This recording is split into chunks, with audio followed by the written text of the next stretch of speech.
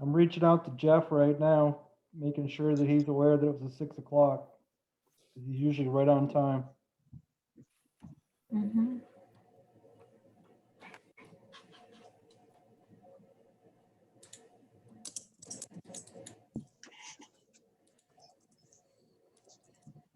Yes, we are recording live on Channel Streams.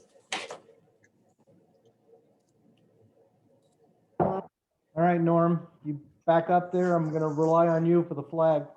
All right, hang on just one second. Too And fast. I also Yeah. have this, Norm, to show what do you you. got? I have this. This is our first meeting trying this, I think. How's that You work? have it? Oh, hey, that's fine with me if that works for everybody else. I don't care either way. Let's do it. For the benefit of the following meeting, let's stand for the Pledge of Allegiance, please. Oh, let me admit 3 people, if you don't mind, Alan. Hang on. Thank you, Twyla. Sheila, Dan, and Ron Smith. Okay. All right, everybody, I pledge allegiance To the flag of the United States United of America, States of America, the Republic, for which Republic, it Which stands, stands one One nation, nation, under under under God, God, Indivisible. indivisible, with with liberty, liberty and justice justice for all. for all. Thank you for bearing with us on that. Roll call, Twyla? Yes. Counselor Albert, Here, Counselor Colby, Here. Counselor Ganong. Did we find Jeff? I have not, he has not responded, so he will join us in process. So as soon as he All gets right. that, if not, Counselor La Rochelle. Here. Counselor Ward, here.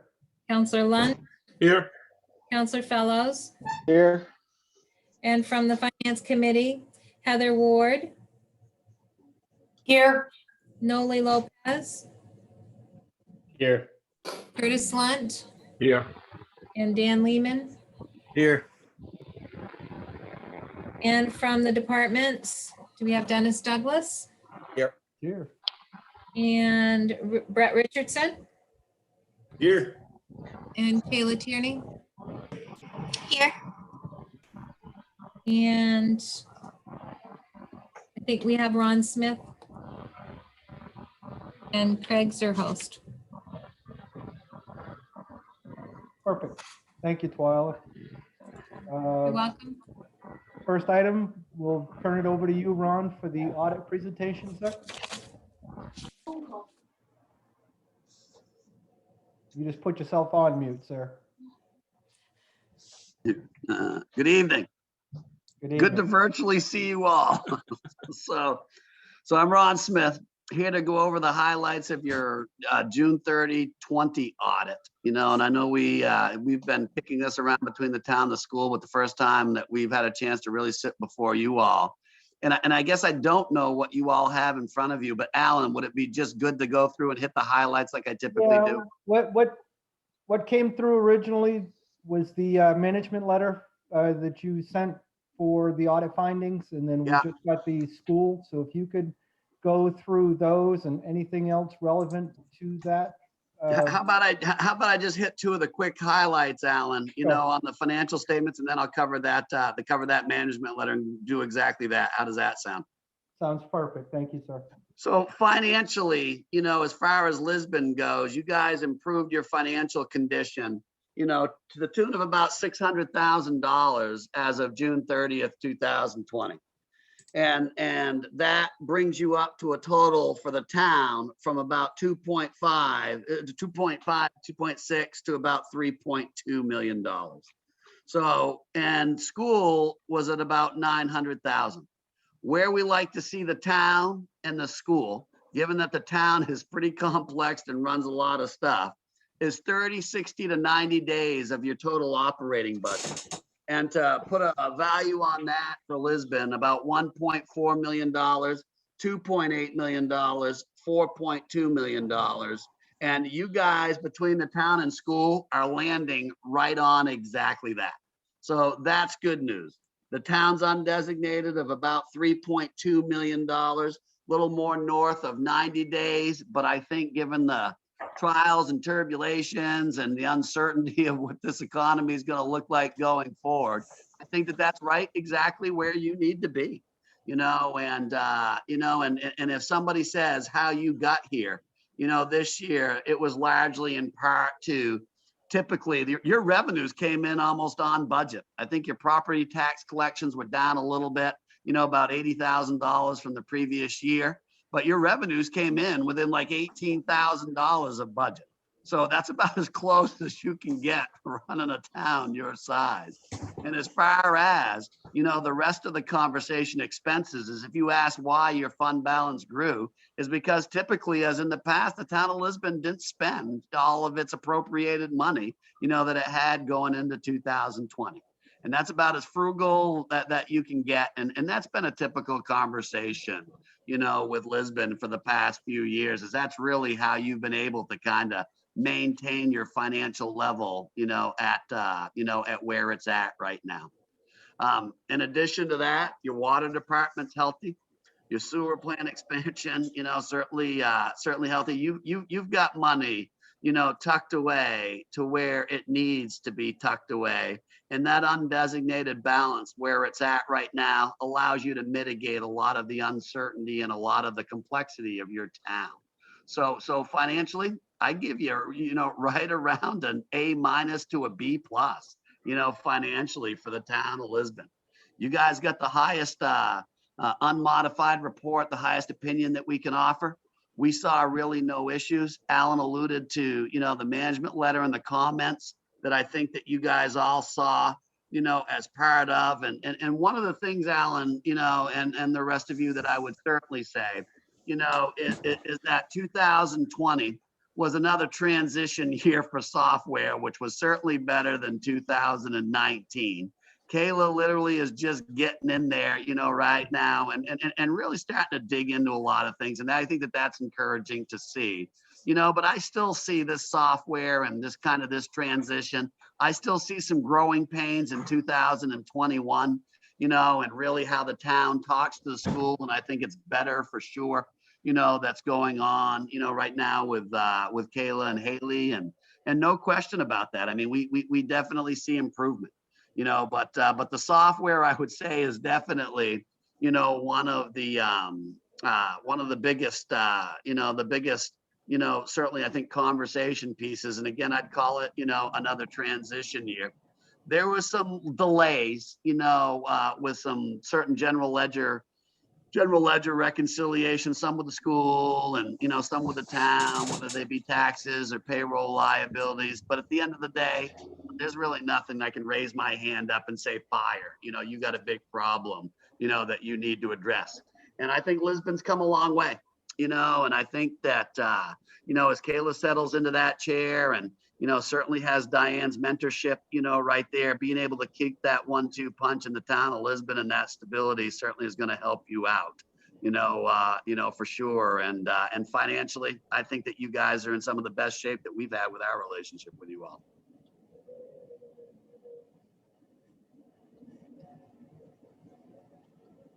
Thank you, Ron. Why don't you just cover for the listening public, there's a certain level of this with Zoom. Why don't you refer to the letters for some of the issues that were actually found, just so we can actually put them on the record. Sure. So I think that there were 3 issues that were talked about, mainly reconciliation, issues, Alan, and mainly just posting and beginning balances that were software related. But as I said before, transitioning into Munis is usually a pretty long-term project, and the fact that you guys, I think are finally there and able to clean up some loose ends. There certainly wasn't without challenges last year. And I see the challenges being, continue to get better, from year to year. But some of the challenges were the reconciliation problems, that you had with various general ledger accounts, with town and school reconciliations, getting in there and doing that, and fund balance activities, some of the postings there to kind of mitigate some of the software problems. So I would argue, Alan, a lot of the problems still stem, from the transition of softwares and really trying to go back and clean some things up and roll some things over. And, but nothing to the point of the comments, especially some of the seriousnesses of the past years ago. Nothing like that this year for the record, for sure. Perfect. Kayla, do we have a management response to the audit prepared yet? I don't have a written response ready, but we have in FY21, we have been doing those general ledger reconciliations, as Ron was mentioning, every month, doing that dual approval process, reviewing of all those reconciliations. And a lot of it, as he mentioned, is that transitional of that software, how our conversion was from Trio to Munis, cleaning things up. And what we're seeing in 21 is all of those timeliness, doing the reconciliations within a 2-week process after a month end and going through it that way and recognizing adjustments that need to be made in real time. And for the other receivables, we've got a good process now for that as well. For the town to school, Haley has been sending over her monthlies as well, and finance assistant and I have been reviewing them. So I think in response to the comments that we're going to see a positive in 21, that we're going to see these reconciliations timely. We're going to see them identifying issues right away and be having them remedied right away as well. And Alan, I think especially as you're trying to kind of convey this message to the public, I don't think that anybody can underestimate the magnitude of the transition of this fiscal software change and the fact that it probably put the town, especially given the turnover in the finance department, Alan, prior to Kayla's arrival, probably back 3 years. Really, it was a monumental effort to get here to this conversation. And I think it's probably not a task that Diane nor Kayla now coming on the end would ever probably want to revisit anytime soon.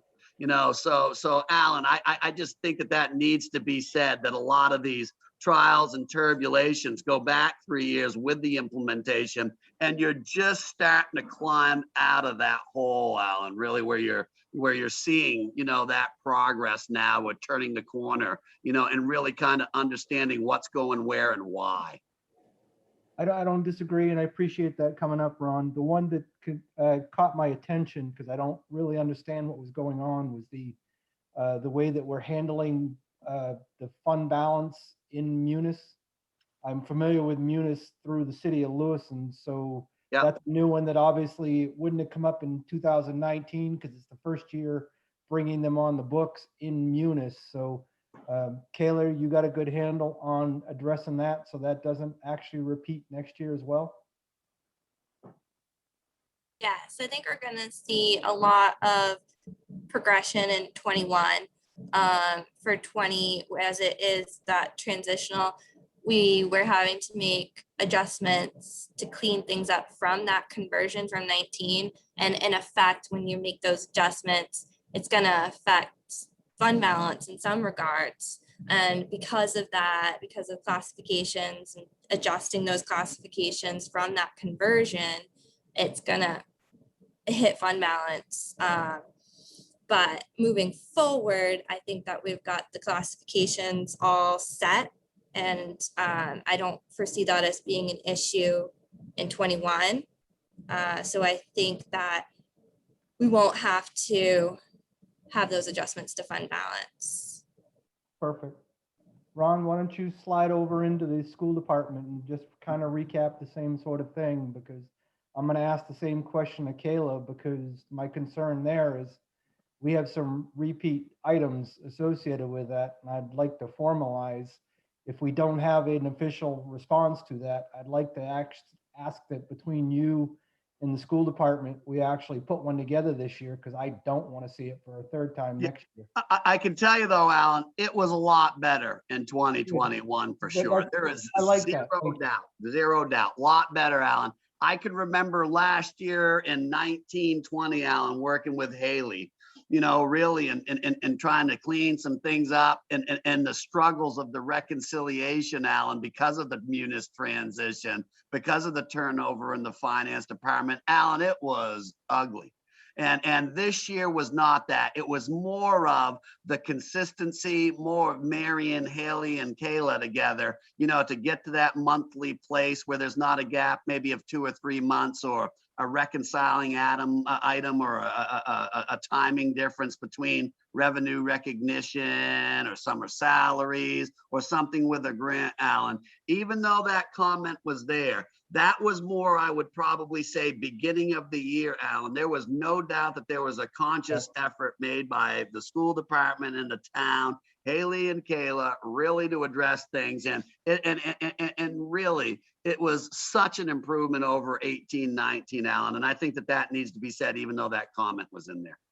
I appreciate that too, because what took me a little bit out of character is it's during our tenure we've always established, when I came onto the council to begin with, we were at opposition with the school department. So trying to build up that business partner to be able to not have this, I appreciate hearing that, because I don't want to know that we're taking a step back. Because I remember I wasn't proud of that meeting, but Diane certainly made me aware of it, I know, you know, about sure. 3 or 4 years ago. And that relationship does not exist anymore. It's actually good to see that camaraderie, you know, Alan, with the school and town, because you're all on the same team, and it's been showing year after year since that, for lack of a better word, ugly year with some of that turnover and what was said, you know, here, there, night and day, Alan, night and day. And that's good to see. And I think that 21 will be, you know, certainly another benchmark, you know, of progress between the two.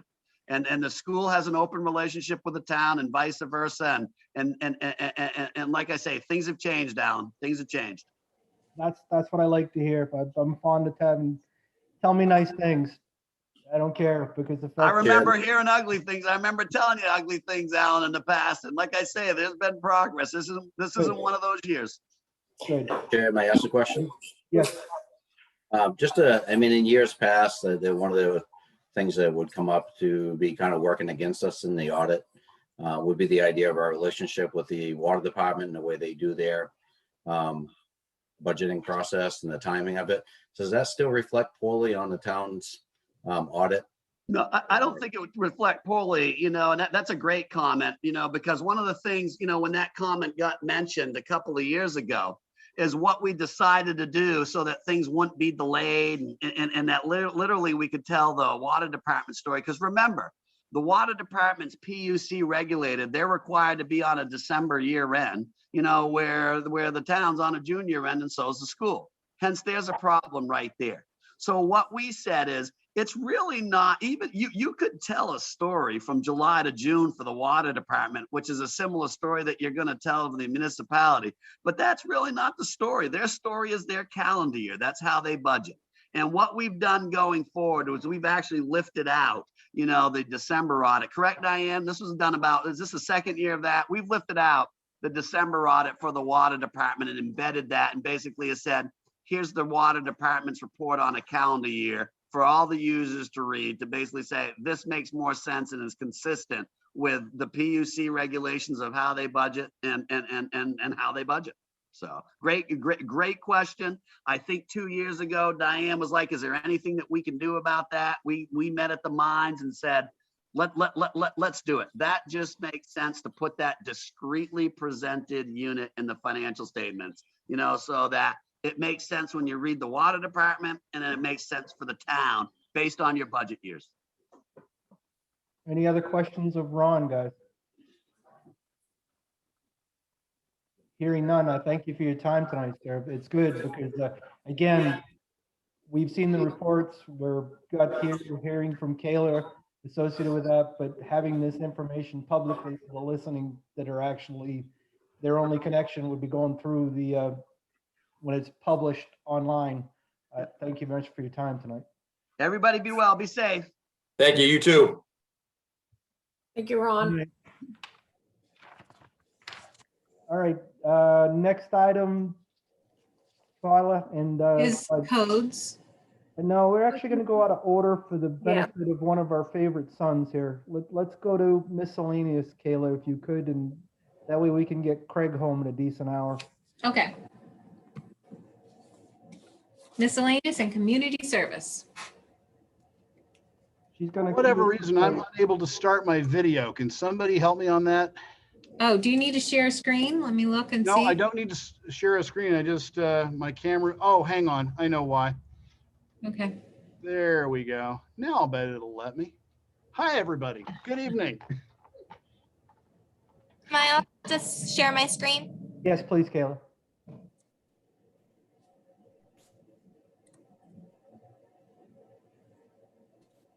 So I'm Craig Zerhurst, and I am the Community Relations Director for Western Maine Transportation Services. We operate the Lisbon Connection, among other things. And although this past year has been a challenge and a half, it's ended up being pretty good.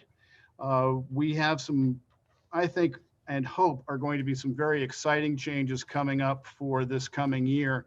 We're hoping that by July 1st, we will finally have the resources to get the Blue Line commuter run on the road between Lewiston, Auburn, and Bath. And our hope is that this eventually will take over the commuter part of the Lisbon Connection, but that will leave us open to be able to provide other transportation to the town using other means, smaller bus around town.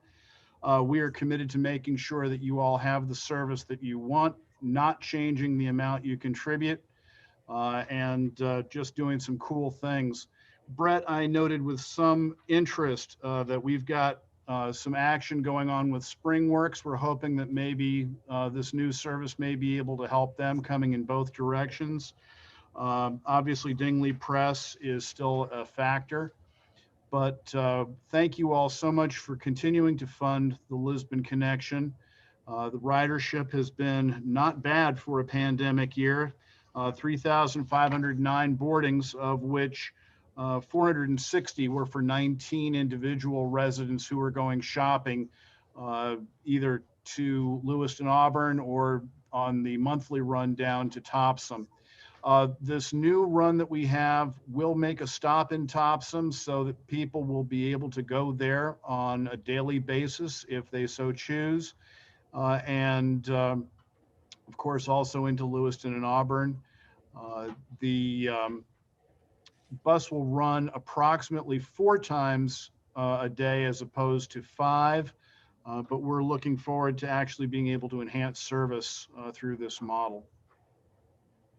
Craig, for the benefit of our new finance committee members that haven't heard your presentation in the past, why don't you give them like the 10,000 foot view of what that 42,000 means and Sure. how you can leverage additional funding from the feds, if you would? Sure. Thanks for that cue, Alan.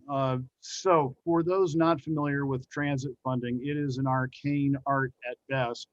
But there are a number of different grant types. Some are matched 50-50 or 1-for-1, some 80-20, where the local share is 20%, we get 80 back. So in aggregate, we get about $1.46 to $1.50 back from every dollar the town puts in. So it's not a bad deal. And that mix changes a little bit year over year, depending on how the feds decide to define certain categories and what the percentage of the different categories are. And the 3 categories are capital, which is for buses, administrative, which is for all the stuff behind the scenes, and then operation, which includes salaries, parts, maintenance, and fuel. Does that give a broad enough view, Alan? It does, it does. As long as Mark and I have known Craig associated with that, just for the rest of the story, at the county level, it's been a change in tone in the last 3 years. When Lewis and Auburn actually came to our side of the equation because Craig notoriously would come in and they would shut him down year after year. And a one-man hostage situation or not, I don't care, because Lewis and Auburn has actually come to realize that it's actually cheaper to fund it through the county with the power to be able to leverage this stuff than run their own transit system. So they're relying on Craig and the resource. And where it hits us is we're right smack between one of those corridors headed towards the Brunswick, and our ridership headed towards Lewiston. So we're kind of the anomaly, and we've been speaking on his behalf throughout this process. So thank you for the overview, Craig. Well, thank you. And I think it serves to give you all credit, you specifically, Alan, for your advocacy, helping them understand that this is not just good for Lisbon, but transit in general. If we can find a way to regionalize it for Androscoggin County, will be an economic engine which will help get people to work, help get people to training, and do good things all around. So thank you very much. Well, it's funny too, Can I because ask a question? yes, absolutely, you can. Vern. I want to add Mark Lunt's name in on that too, because Mark was part of that. Yes, Vern, go. And just a comment on that, I'm just gonna ask the question now. I see the bus in the morning and it looks like now it's parking down by the old Getty, the closed Getty in the morning. Correct. Is there a place on our website or your website, if someone locally in our community wanted to actually find out what the bus route and pickups? Is that on our website, Alan, and on a different website also for people to get that knowledge? It is on the Western Maine Transportation Services website. We've just launched a new one. It does have the printable brochure and the route map. They've done a nice job with that. Pulse Marketing out of Bangor. Diane, I don't know if we ever did get that put up on your website, and if not, that may actually be my fault. Yeah, if you could send that to me, we'll make sure we post it. Happily. You know, I know what it was. We were about to make that change when we went live with our website, and I said I'd send it to you after, and I never did. Okay. Which is kind of nice, I think, is since Brett's been doing a good job of signing, to maybe at our dedicated bus locations, if we actually would update our signs and maybe even put a link to a web connection or a web place that people can check to see what the routing and times are. Today, you can pretty easily do that with a barcode or just a brief information. It's a great service. It'd be nice for people to be more aware of what the options are. That's all. I'd also like to let you know that in a conversation I had on another matter the other day with, I'm just blanking on his name, the gentleman who runs Positive Change Lisbon. He is offered to help promote the service as well. Ross Cunningham. Thank you. Ross Cunningham. One of the other things that came out of this, guys, is I talked about, and Craig mentioned people from Lisbon headed out. But one of the points that actually was clearly communicated a couple of years ago is that Lisbon is a destination. There are people coming here for work and the leisure as well. So that was kind of an eye opener, that actually be able to see that statistic as well too. So this is kind of a cool thing. It really is. I thank you much for your time, sir. The fact is, it always pains me to sit through the budget at the county level and have you be the last person speaking. So Diane reminded me to put you at the head of the list tonight. You're very kind. Thank you. I have no recommended cuts. These are the standard things that we actually have, and they're the same as previous year. So my recommendation would be to approve this division at its full amount of 54,874, unless somebody else has any other questions on content. You ready? You put everything in listen to it? Seeing none, thank you much for your time, Craig, and we'll move on. We'll go back up to code, Twyla. Great, and we'll look forward to talking with all of you very soon about changes in the service that will This week, be I'm able gonna to try offer. to get money for Memorial Day.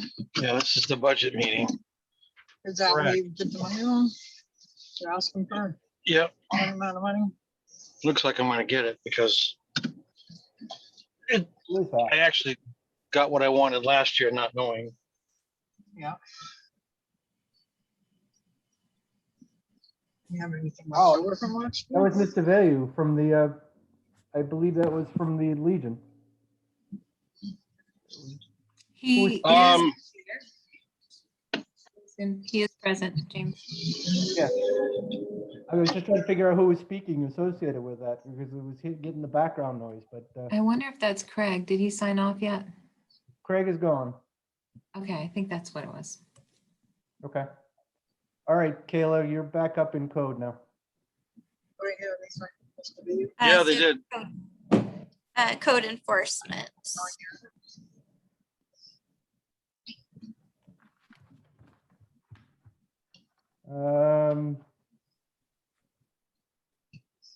Dennis, I see in the budget, there's a component for filing cabinets. Why don't you just for the listening public, how many are there being talked about and what's going on there? I think the James Bay keeps coming up on mine.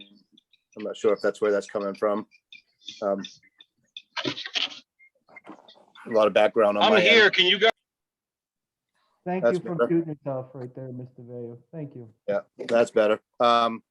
Yeah, filing cabinets, those are actually in the code enforcement office, essentially shared with assessing as well. Our filing cabinets are all mismatched and essentially falling apart, and they are stuffed beyond full.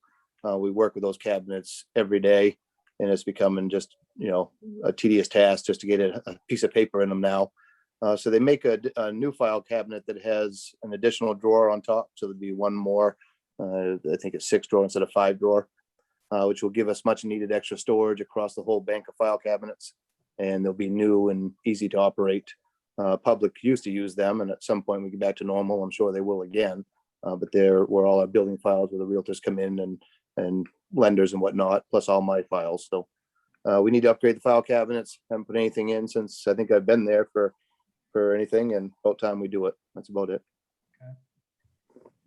And the 3,500 is adequate based on the pricing of these new cabinets? It's probably gonna be a little bit more than that, but there's money in this year's budget. I'm gonna order a few of them to use up what was left in this year's, and then that will be enough to finish it off. Okay.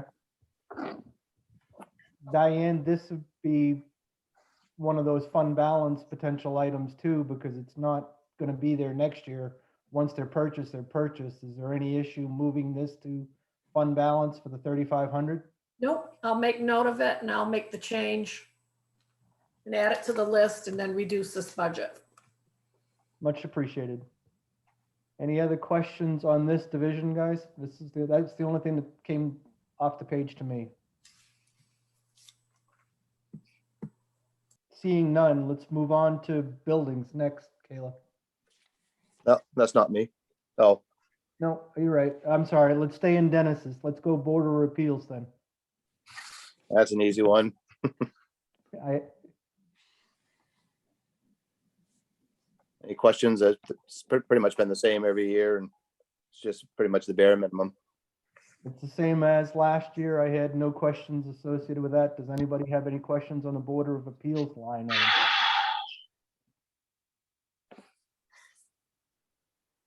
Seeing none, let's move to health as you as well, right, Dennis? Yeah, health officer. Yeah, Let's move to health officer, Kayla. I had no changes myself this year. I think outside of administrative costs, is $50 in office supplies. So Right. Just give Kayla a second to reset to show it on the screen for the listening public. Are there any additional costs needed as a result of opening up with the pandemic? not on my end. Not from a budget standpoint.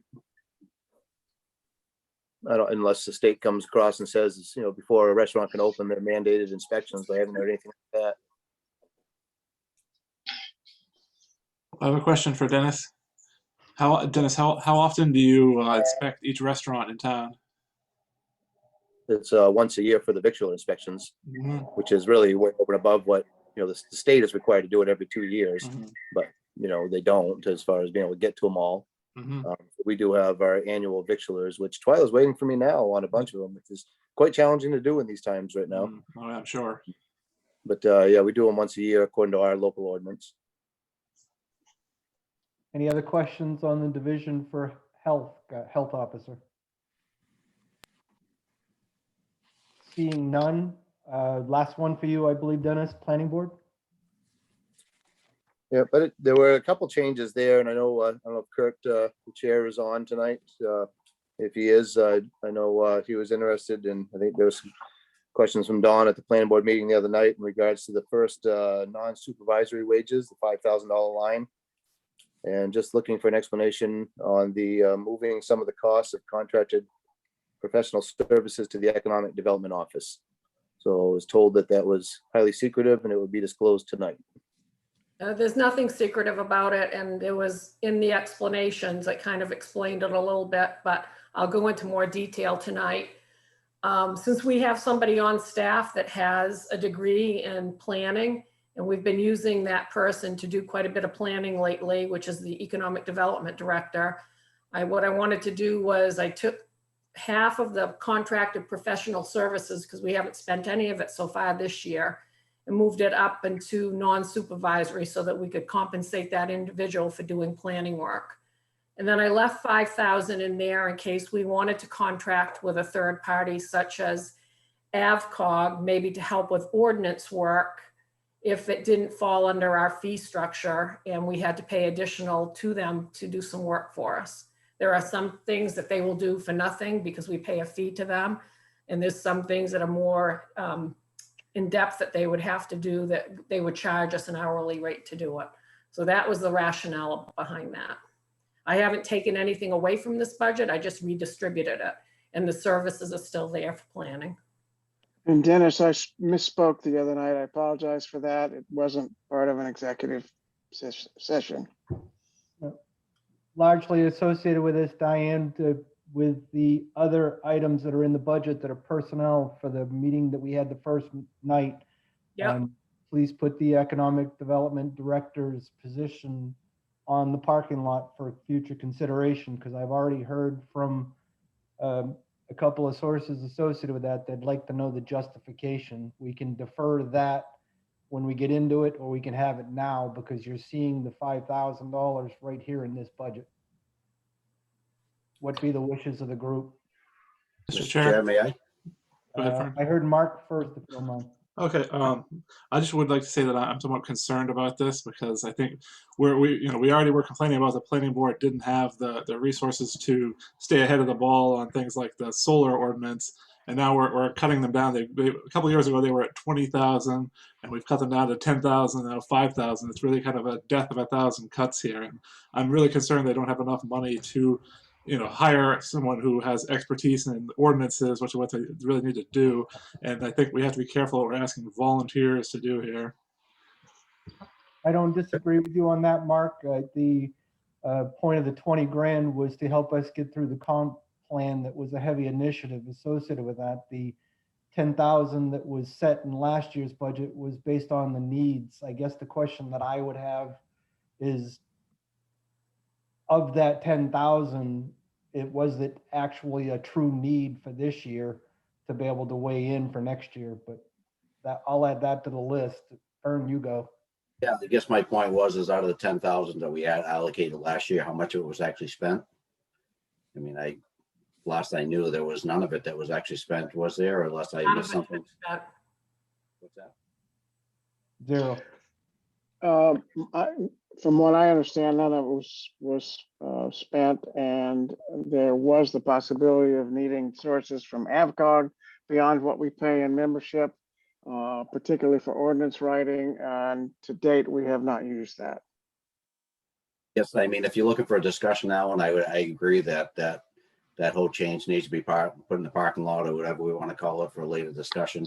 I do like to see money put aside in the planning board budget for upcoming or concerns or needs to finish the ordinance, whether or not we need to, go outside sourcing as AvCog or whatever.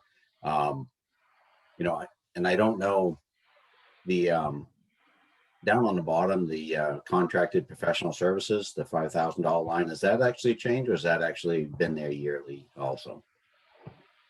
That was Used the 10 used to be grand. 10. That was That the was 10. the 10.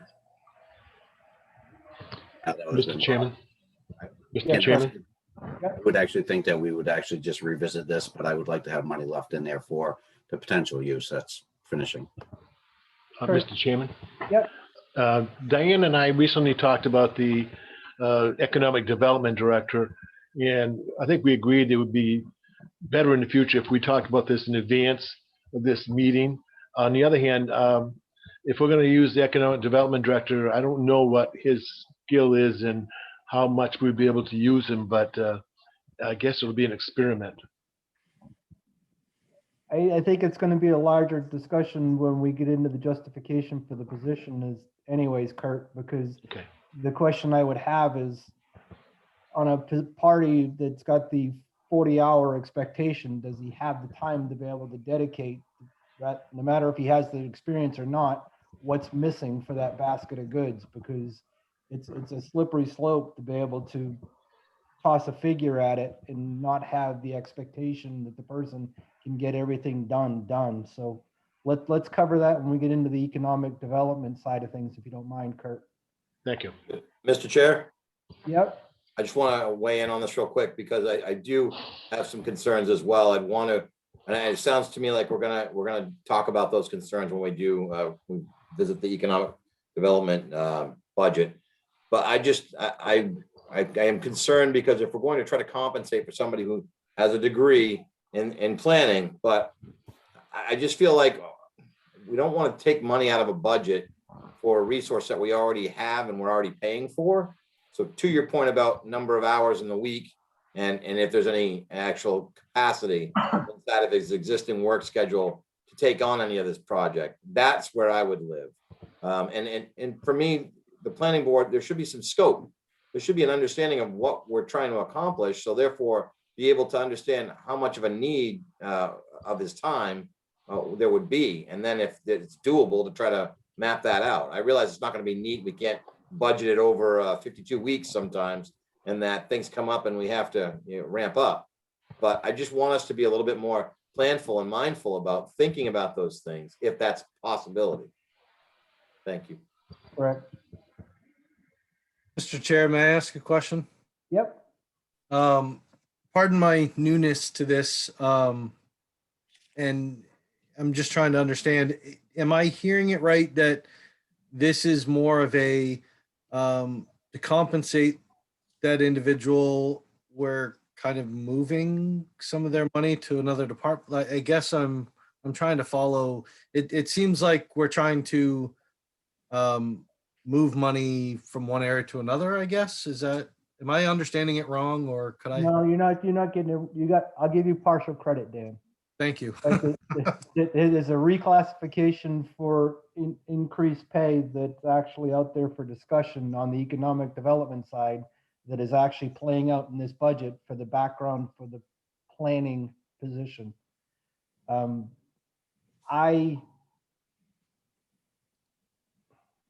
Is Brett gonna? Frankly, I would advocate the fact that we actually put the contracted services at a level that we actually believe would be adequate for the coming year. And I would say that if the economic development director position does get a reclassification, that it stay within that division, in my opinion.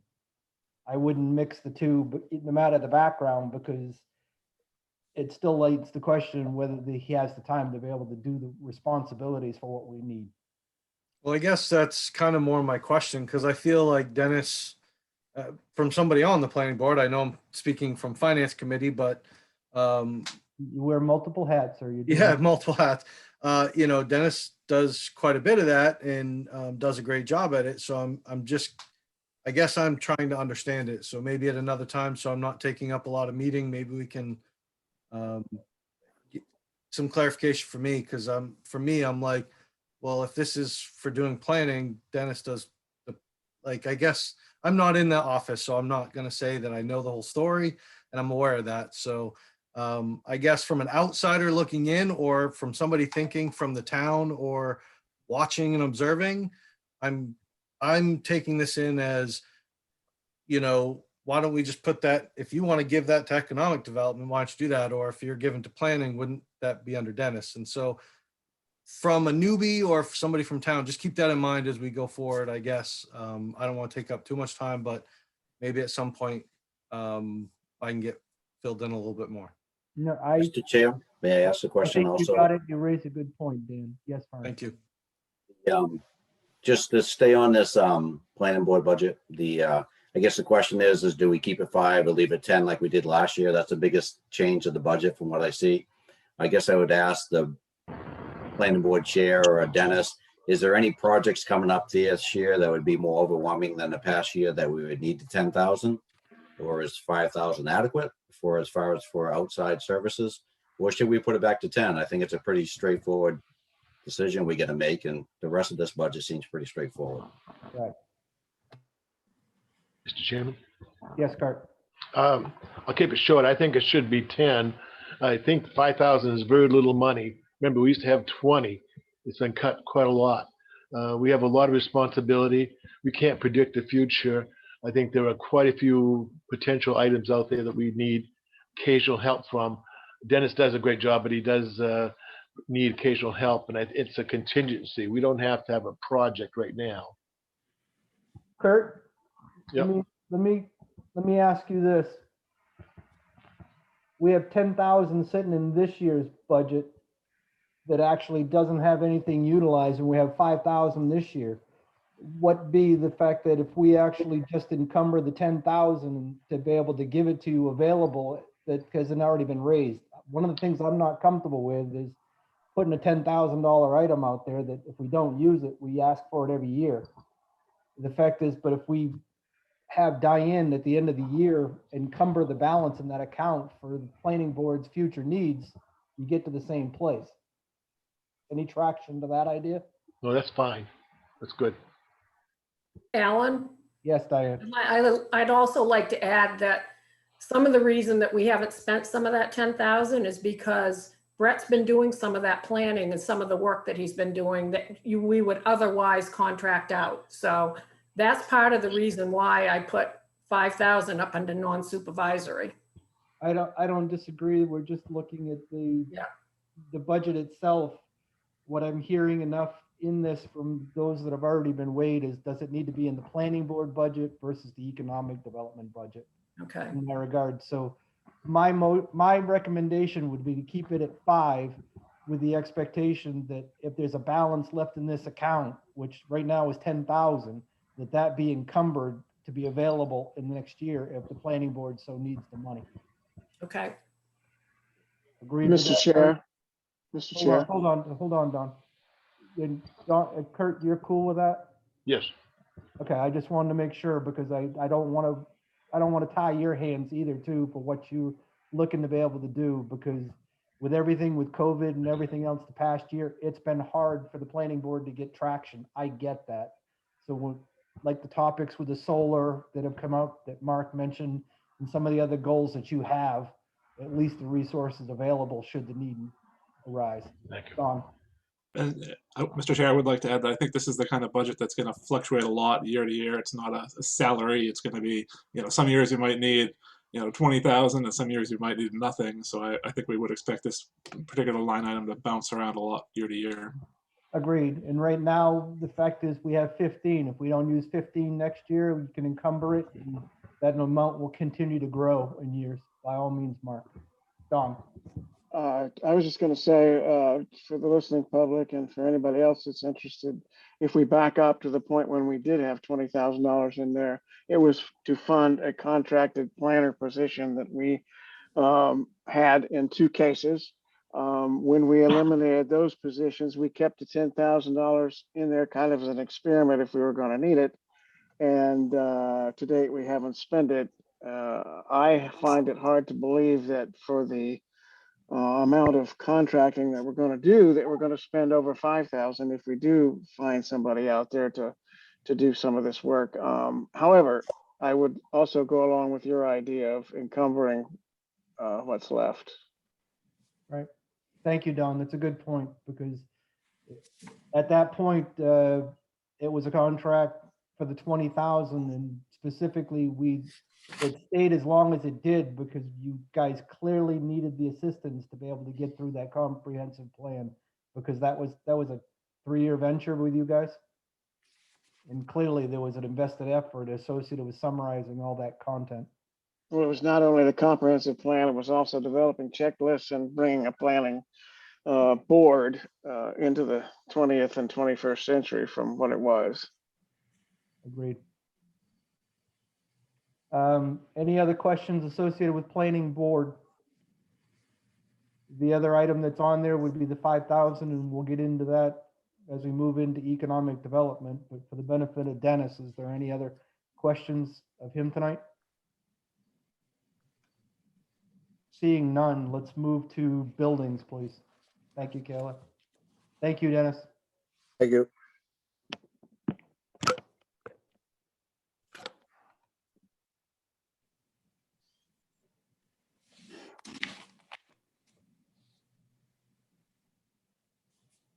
So the biggest change in this budget is the contracted professional services. I originally had 6,000 in there so that we could, when we do larger projects, we'd have money for a clerk of the works. I've moved that to the to one item under unassigned fund balance, which is the roof at the transfer station, and put that in so that it would come out of that project so that we don't raise it through taxation. And I believe that's probably the only large project that we're going to have that's related to town buildings this upcoming year. And then under the building expense, we had raised 70,000 in this current budget, and the 50 of that, or close to it, was for the new roof at the fire station. So I've reduced this item back down to the 20,000 that we typically raise from year to year. And any other items for town buildings are going to be funded through the unassigned fund balance. Is there anything specific in that 20,000 that remains, Diane, that's beyond just repairs, which is typically what's in that? No, that's all it's gonna, that's what we're gonna be using it for, is repairs. And typically we go through it all. And I don't know where we are to date yet, but I know some of these line items we had overexpended. And I don't want to reduce that anymore, because I tell you, when we have Patriot Mechanical come up, or if we have to have Siemens to reset something in the building, it's very expensive. No, I wasn't advocating to actually reduce it. Okay. I didn't know if there was anything that could also be justified as a budget transfer to fund balance. You've already addressed that. Yeah. I wanted to give you that option to speak to that publicly. So, Yeah, may I?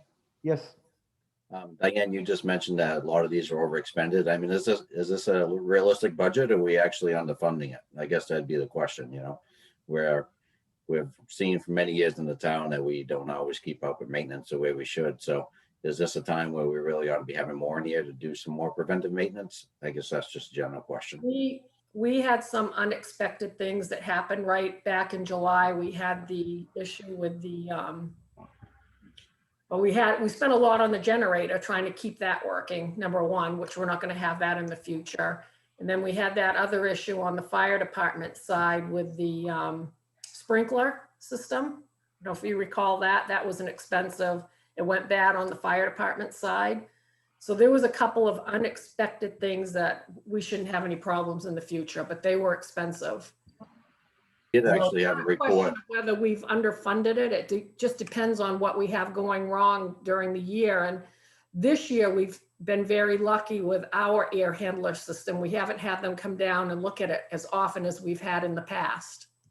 I guess that was my question. I mean, we did a report from them a few years back that most of that was antiquated. The system was very, very old and not functioning correctly for air quality and a lot of the building. And I just don't see a whole lot of room in this for improving that, unless there's something I missed in the capital plan No, for that's changing. going to be a $500,000 expense to redo that when the time comes. So we're going to have to go out to if we don't borrow the money, we won't have to go to referendum. But if we pay for it outright, we will,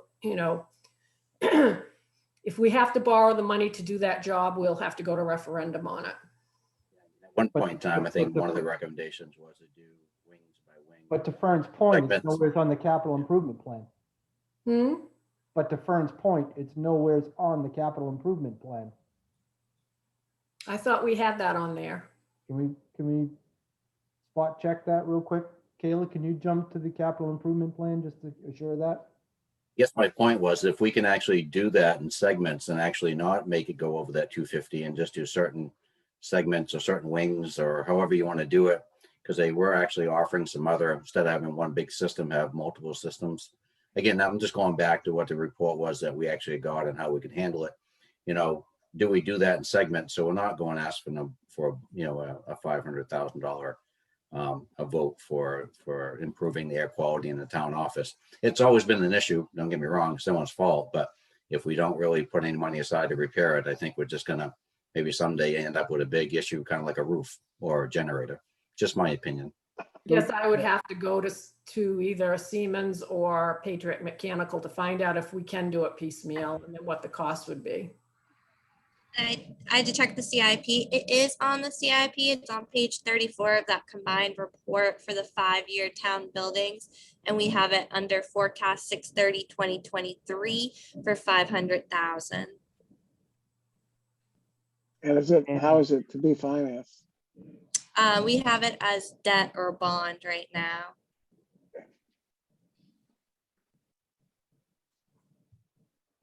I would put a number in here to Fern's point to be able to see if that could actually be broken down, if not update the study, where are we at based on what could be phasing that in if we don't have it already. I kind of thought the assessment was already made when Dennis had actually had him come down and look at it. Because I remember we had an evening one night we talked about in a workshop where the unit was too big to come out of the eaves, so we'd have to stay there.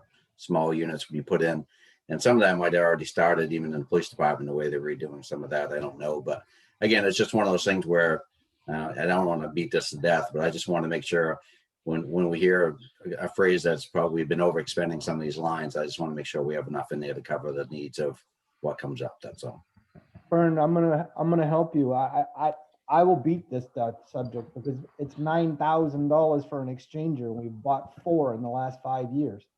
The fact is, if there's a legitimate need associated with that. So any attention to be able to get better assurance associated with that we can get to 2023 for the most reasonable cost, I'm in. So if you Okay, I'll can do some work on that.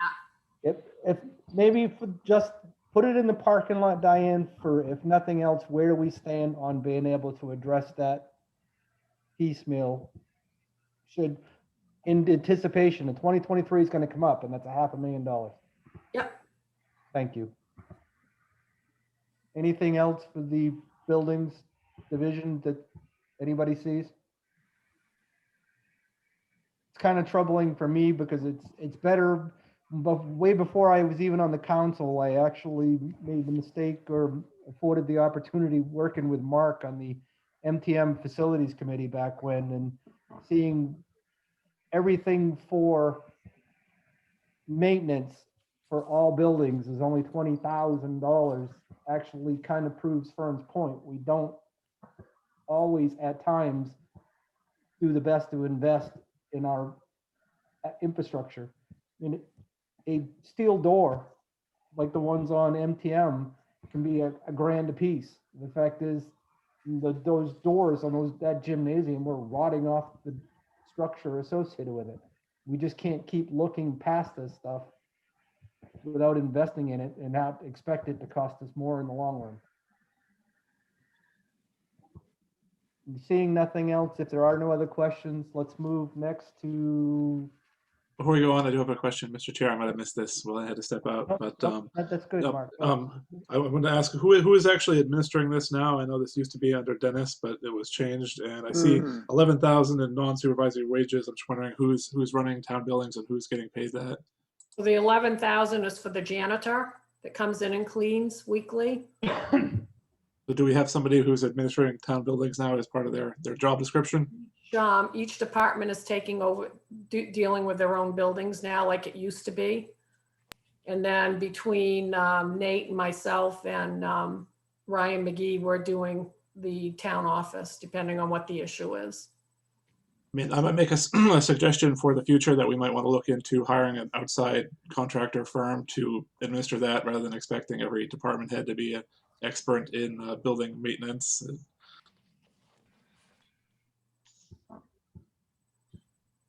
That's kind of the intent associated with the contractor services line, Mark, for the specific projects that have been identified, is the fact that making sure that we have a resource dedicated to be able to give them the knowledge.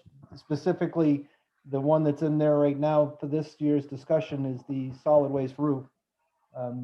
Using the firehouse roof from the example last year, making sure that there's somebody there to be able to assist with us to make sure that we have no issues with the roofing as it goes forward. Yeah, I would just say, Mr. Chair? Let Mark finish. it just concerns me a little bit when you have situations like we had the library where their hot water system went and damaged the place from the flood. If you have nobody who is really experienced in building maintenance, I think it could be an issue when something comes up that's unexpected. I don't disagree with you at all, because we made the conversation when we had the issue for the generator for the police department. If we hired a police chief, we didn't hire somebody that actually needs to know what needs to be running a facility. I don't disagree with you. Norm. Thank you. Yeah, I think I echo some of the concerns that Mark's bringing forward here.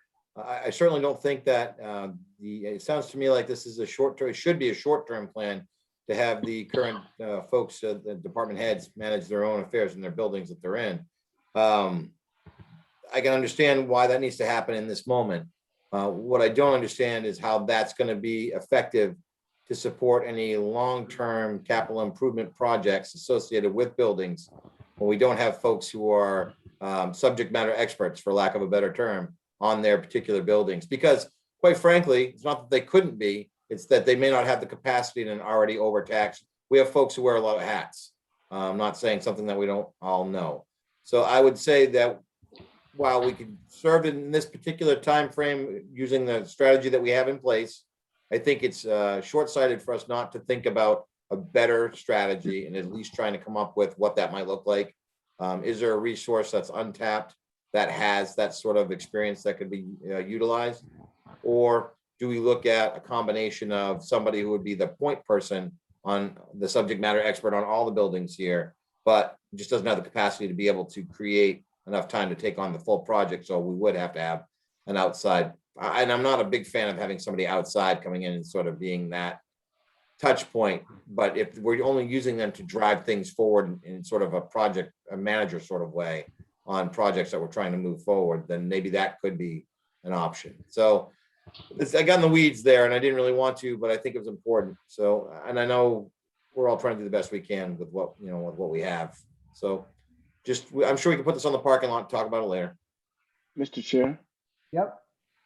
I would agree with Norm and with Mark. Trying to do this with the department heads in each of the departments is not a long-term strategy at all.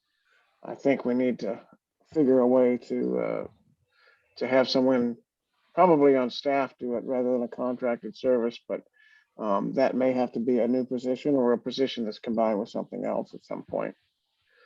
And I know it sometimes works more effectively than others, but I think we need to investigate it further. I would say to that point, Don, that we hire department heads. We don't hire facilities people. Nobody's actually trained to be able to be both. Yes. What I would advocate for, Diane was put in contact with a firm by the name of Kleinfelder that we're actually looking at to be doing clerk of the works work. Diane, you might want to, when we come back on the parking lot item for this, can they assist us with potentially getting, what are we missing for facilities that actually isn't already being addressed? Can they give us a brief assessment of where we're at?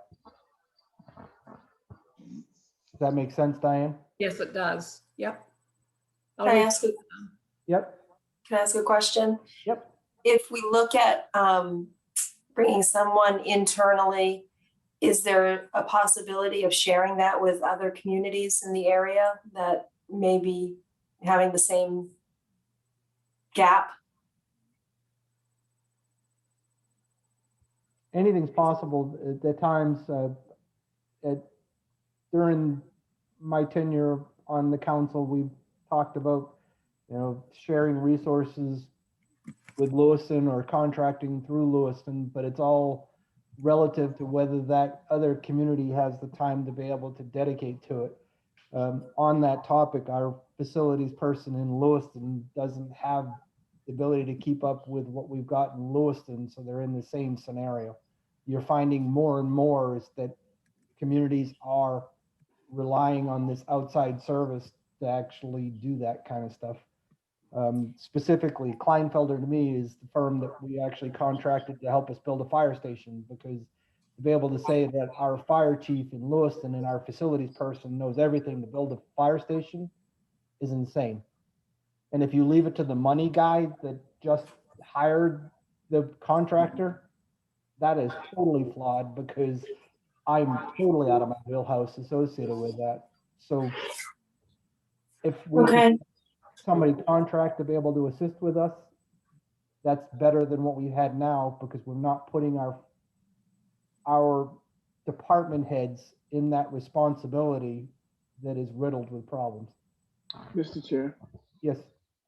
one of the thoughts I just had is that if we, as departments, or the departments know what to check for, perhaps we can do it, at least assist somebody who would be coming in to do it on a regular basis. What I mean by that is we develop checklists, and without checklists that we follow, we sometimes don't check things. And it's sometimes in looking at these things, if you have checklists, a complete checklist, or maybe checklists that a company could help us develop, we can go through and say, okay, we've got a leak in the water heater that we see now because we just looked at it. It doesn't take expertise to see water leaking on the floor or things like that. So I think we might make some headway that way too. Mr. Chair, may I also add to that? Go for it. What I think, by listening to everybody, which, again, I think this just needs to be a longer discussion, is I don't think it's probably unreasonable to think that, if we determine what we have for a need, that, we can hire someone as a part-time basis, maybe someone that was recently retired that actually, served in this type of industry before, that work for us maybe, 1 day a week or maybe 2 days a week. That way there we could avoid the idea of having costly benefits and everything that goes with it, but someone that's dedicated to the cause that actually would have the experience that could actually lead us in the right direction. Again, I don't see this being a full-time job, but it may be a great part-time opportunity that we could actually have someone assist us. Again, another item to talk about, that's all. Mr. Chairman. Yes, Kurt. Years ago, we hired a town engineer to do this work, and it was primarily the reason we hired him, and it worked well. But and I think you should look at whether you can hire a professional contractor part-time to do this work. Thank you. Diane, you got enough to be able to circle back with Yes. giving us a recommendation? And to the point,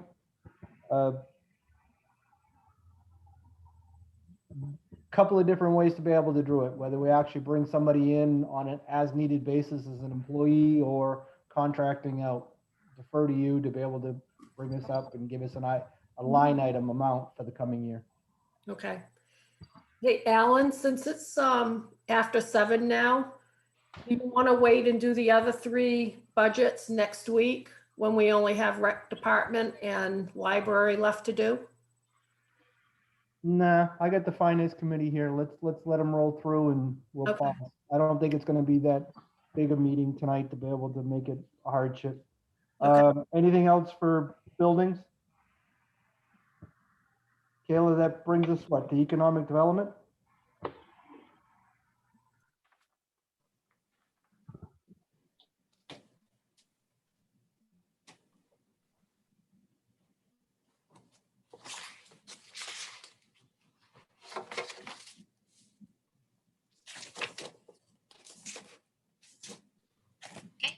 economic development?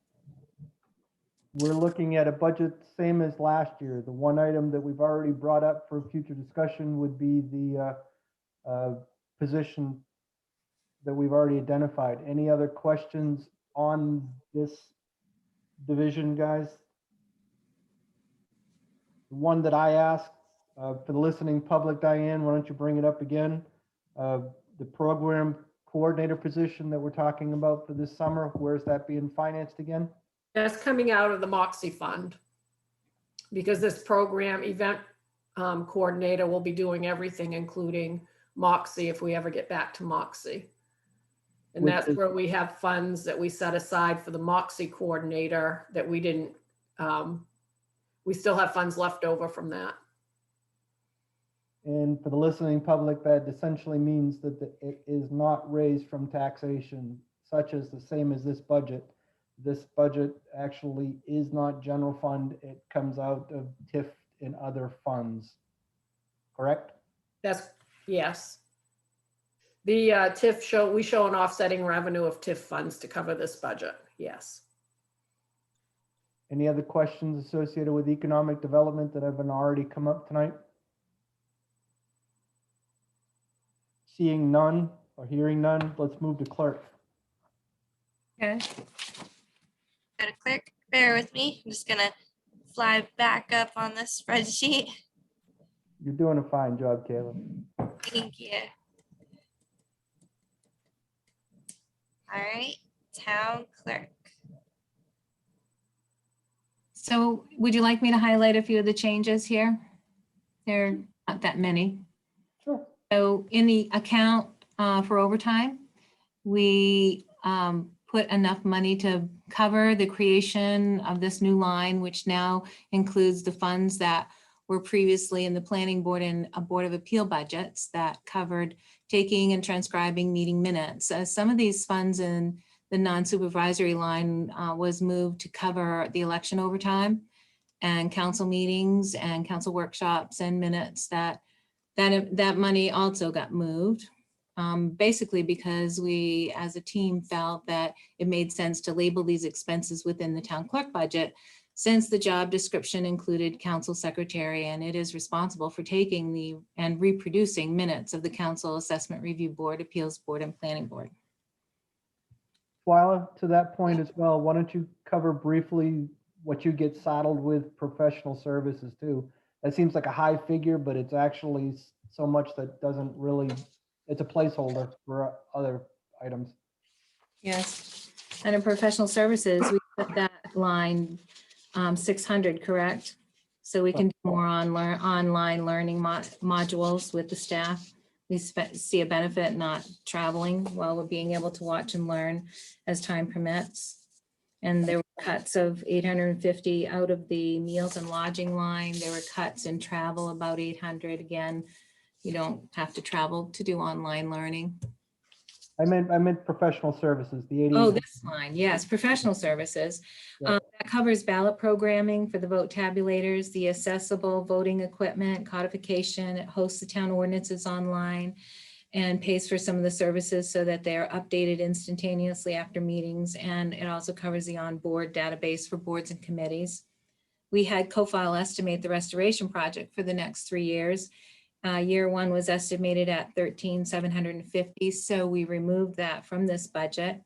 That would restore 3 volumes. And Diane is recommending that be funded from the unassigned balance when approved. Any other questions of Twyla? I think she's done a decent job of actually covering everything. Yep. Hearing none, let's move to GA, Kayla.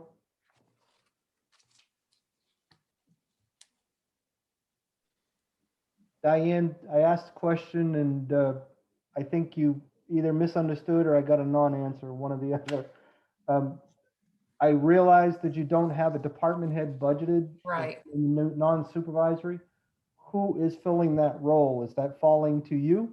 No, it's Carol Leclerc. Did you see my responses today?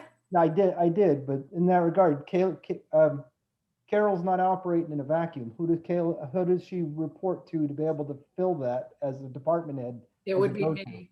She reports to me on that.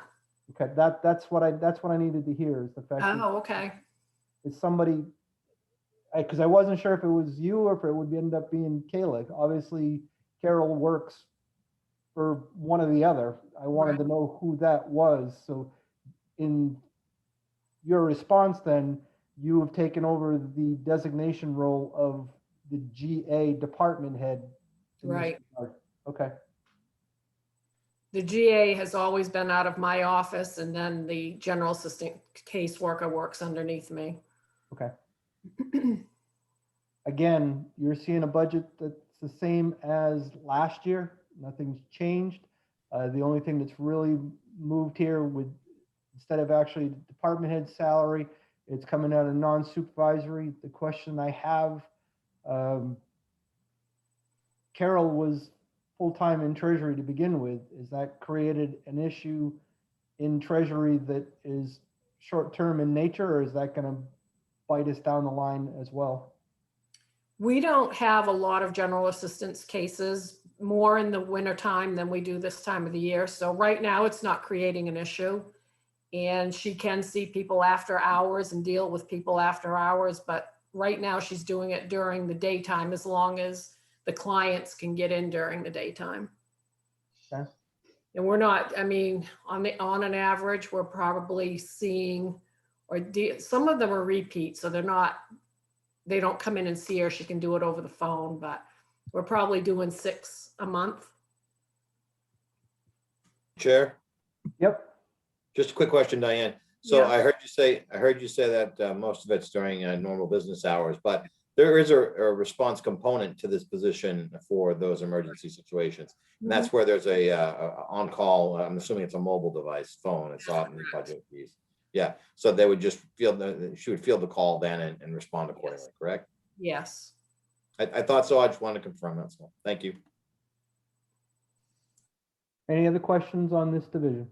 Yep, I actually had a couple, and I guess if I may, and maybe I don't understand the whole process. Before, we actually hired someone that was not a regular employee, that actually got a stipend or No, a salary. that person was an employee. They were an employee. Yeah, but that person worked full-time elsewhere, so she could only see clients after hours for us, but she was an employee. I mean, so that dollar amount went to another person that's actually working a 40-hour job in the Right. town office at this point in time. And I guess, I mean, Not in our town office, in another town office. the one that's actually taking care of it now, you mean? No, the previous caseworker worked somewhere else full-time. The person that's doing it now is actually a Is full-time actually employee. somebody in, yes. I mean, it's one of those things where I guess if it works, it's great. It's just one of those things where, you know, I was speaking to Alan earlier today, and anytime we actually take an employee and actually start put multiple hats on their head, it's either they actually had extra time to begin with, or they actually getting overloaded. I mean, there's really no in between. So it'd be just nice to know, you know, for the dollar value is, you know, is this 10 hours a week, 2 hours a week, half hour a week, or if it's 6 people, is that an hour of phone call for each people? So 6 hours a week. I mean, it'd just be nice to know. I mean, right now it's not much of a concern, but you know, we unfortunately in this town, we have known to actually hire good people, have good quality people, then start overloading them with other things. So to me, when I look at something like this, and maybe I'm looking at it totally wrong, if we have a department person that actually has spare time to actually do other stuff, whether or not, does that mean their position doesn't require all the time? Or does that mean they're willing to do a lot of extra work outside the office to actually maintain the position? But again, maybe I'm looking at it totally wrong, but it just seems very strange when we start stacking hats and expecting the same quality out of them. And again, Honestly, I wouldn't have done this if I thought it was going to be that much of a burden, but because of our caseload for general assistance, it's not that bad of a burden. I mean, we haven't even spent close to the 25,000 that we have in the budget. And, you know, now we're down to the summer months. It should be done in-house, because that way we can see people during the daytime hours. And that's been more of a convenience, I think, now, since we're able to do that. And if there's a time that that person cannot be seen during the normal daytime, normal working hours, then we schedule it after hours as well. But right now, it's not a burden, Fern, and if I see it becoming one, then we're gonna have to look at a different avenue. You're on mute. Sorry about that. I get confused. I guess that the biggest factor would be more the idea of, you know, the dollar amount we're putting. Is there like an hour? Is there an expected amount of time that we expect that person to quantify that amount of money? I mean, is this? That's just a placeholder. That money there is for if she works overtime. So when she's actually doing this regularly during a 40-hour week, there's no extra stipend for it. It's only if she actually has to do nights or weekends that you actually, right. She punches in, punches out, and you actually have an equation on how that gets paid out. Yep. Okay. So it's not considered overtime at that point in time for her. If she actually has to work at, 4 or 5 hours on a Saturday, it's not actually, is that figured overtime, and that's where this is coming from? It would be, yes, that's where this would be coming from. Yes. So the stipend, it may not be used at all then. I mean, it could be one of those things where if it's done throughout the 40-hour week, it probably wouldn't be taken down at all. I guess I didn't understand that initially. Thank you. Kayla, can we remove it from non-supervisory and put it in an overtime account? That would have clarified my next question. Because I was originally looking at this, if this was tied to a wage coming out of your division, I was looking for a $5,000 credit from your department. Clearly, if it's overtime and it's a placeholder, let's just recategorize it instead of non-supervisory for overtime, which is a different thing. Can you do that for us?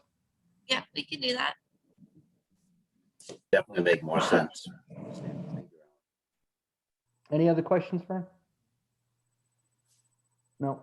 Anybody else? Anything? Any other questions on any of the divisions or topics? That leaves basically recreation and library for next week, correct, Diane? Yes. Yes, that's correct. All right, seeing nothing for the benefit of the finance committee, if you don't want to stay playing with us for the rest of the time, feel free to depart now and we'll roll directly into the regular meeting at this time. Thanks all. Thank you.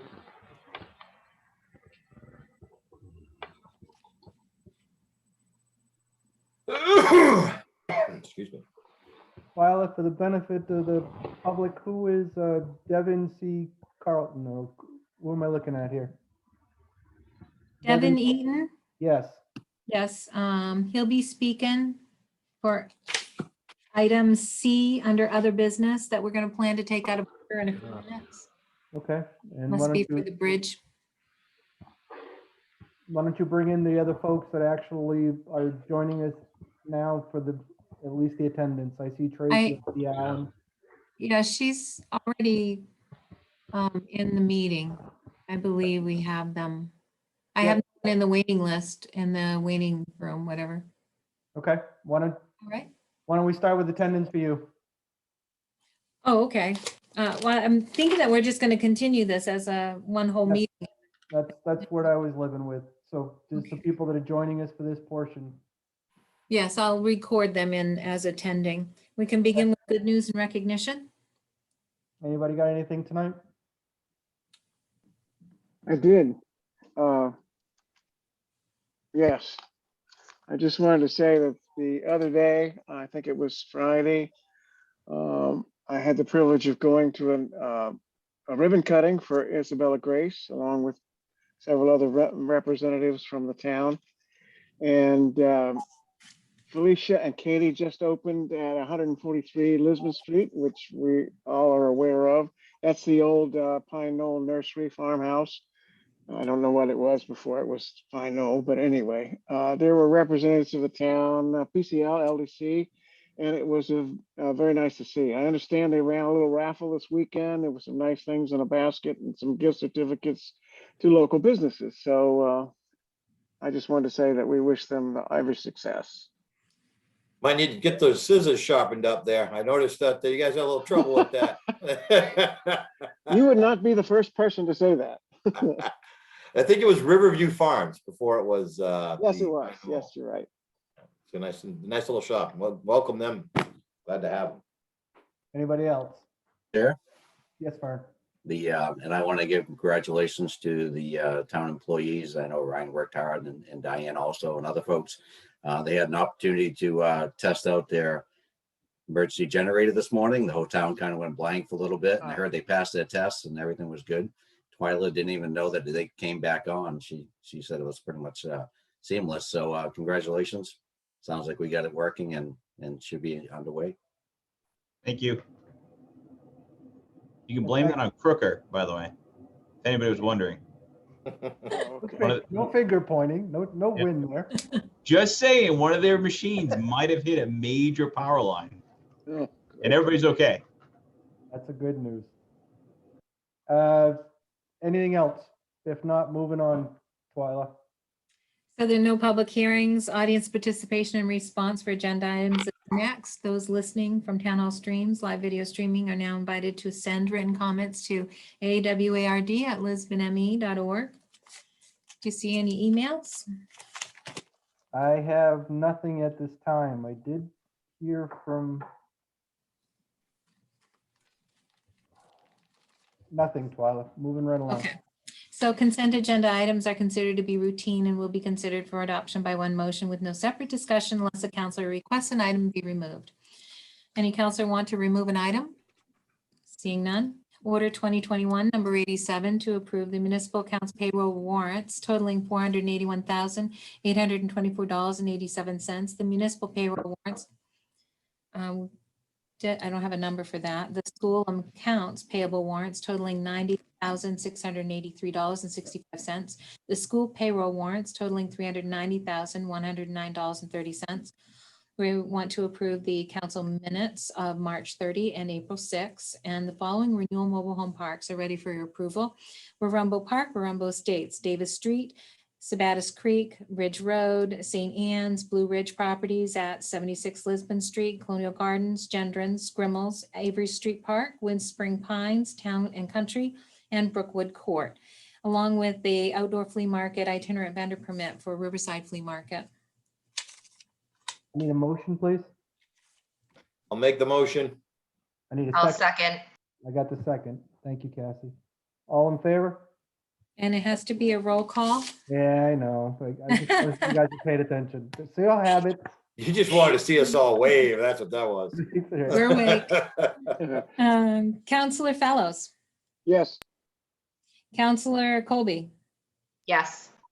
Counselor Ganong, I actually am trying to send him the Zoom link as we speak to a separate email. He's going to try to accordingly, so.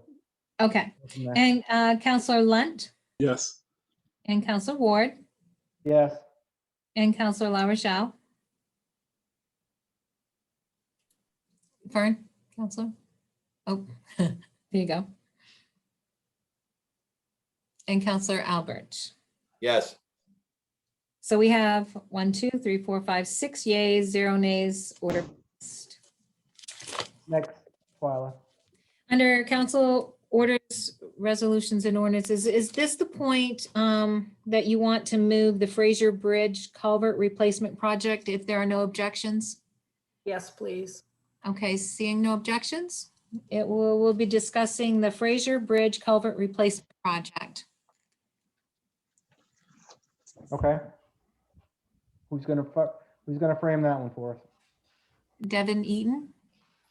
Good evening, everyone. Thanks for having me. I'm Devin Eaton, project manager with the Bridge Program at Maine Department of Transportation.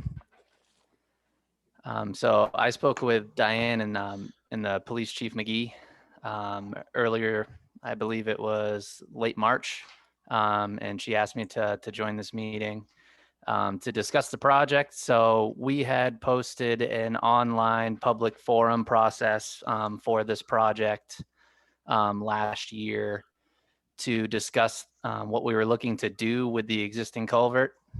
We have progressed the design forward based on comments we received from that online process we've decided upon a culvert replacement project. And what I wanted to specifically bring up with everybody here was the maintenance of traffic that we're proposing during this construction project. So we are scheduled to advertise this project in the fall of 21. So it would be probably, well, fall or winter of 21, right on that cusp. Probably early December when we'd be looking to advertise this project. And the maintenance of traffic that we would be looking to do for this would be a road closure for approximately 45 days. And that would happen in summer of 2022 for a time frame. So we do a lot of projects very similar to this. The existing structure, I believe, is approximately 50 years old. It's in poor condition. The existing structure is a steel arch on what's referred to as timber grillage, which is just logs that keep the steel arch from bowing out of shape. This is a difficult structure to perform stage construction with because of the condition of the existing timbers. It can unravel and unzip pretty quickly. We don't want any roadway failures or anything like that. So it's certainly a much cheaper and cost-effective alternative to close the road during this, a lot safer. So that is the proposal that we have. I have some plans that I can show if folks would want to see that. Just kind of shows our project limits and show the detour route that we would be looking to utilize during construction, unless there's any questions before that. Anybody have any questions of Devin? Yeah, well, I actually have one question. Would this be the same time frame as the reconstruction of the further down section of that same route on in Main Street in the downtown area? Up to Houston Street, right? Is that Yes. where the limits were? Right. So there may be some overlap with that. What I can say is that what we typically do in situations like that is we put in a cooperation spec in our contract bid package so that the contractors have to work with each other. And it alerts our field representatives that represent Maine DOT on these construction projects that there's other things going on, provides the appropriate contact information. I don't believe that there's any sort of road closure associated with that. I think they are staging construction, but I can double check that. We would be beyond the limits of that project. There may be some overlap, but we'll make sure that everybody can get through appropriately, would be our ultimate goal. Mr. Chair? Yep. Mr. Eden or Devin, I don't know which one to call you, so I'll just call you Mr. Eden. Either is fine. I'm not Okay. particular. So. Perfect. So my question is a sort of a bookend to Councilor Luntz. Just thinking of the overlap, since it's going to be partnering projects, if you will, when we're thinking about how the traffic flow is going through there, since that was a huge concern to a lot of folks regarding this year, we want to make sure when we're thinking about that next year that we have all those wrinkles worked out, because the traffic patterns for the last couple of years now will have been something that a lot of the folks who come through here in the summertime maybe won't have gotten used to, but at least will recognize that the flow has changed a little bit. We just want to make sure we don't have a bottleneck all of a sudden because of that, and if it interrupts those flows. Oh. So that would be my only ask, and I appreciate your time. Sure, absolutely. I thank you for having me. Appreciate the comment. What we would be looking to do is try to catch traffic with a pretty significant sign package that we would put up around the surrounding areas and surrounding roadways. We'd be looking to sign the detour route for. So we'd be trying to catch traffic before they ever got to that highway project that's going on. And I'm sure the highway project would have signage as well. So we would coordinate so that everything stays very clear. There's not conflicting signage that's put up that's trying to send folks down one way that, the bridge is closed on, or that it makes it confusing for folks traveling through the area. So that's where a lot of the coordination would come in, if there is any overlap between the two projects. And again, it really depends upon contractor availability as far as the highway project goes. Typically, they have a much more open time frame with their projects. The structure that we're working on, we have an in-water window that we have to do the work within for environmental permitting. So that window is July through September. So we're very fixed within the time frame that we'd be able to do the project.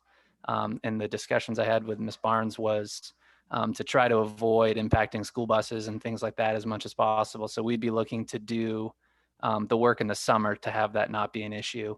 One of the comments we received during that public process was that farm machinery uses that roadway through the month of June. So It actually works out pretty well timing wise that we wouldn't really start a road closure until July. So that would be available for the farm machinery and equipment to go through there for that first round of haying in June. Any other questions? Any benefit to anybody wanting to see the plans? Council Ward, may I just ask one quick question? Sure.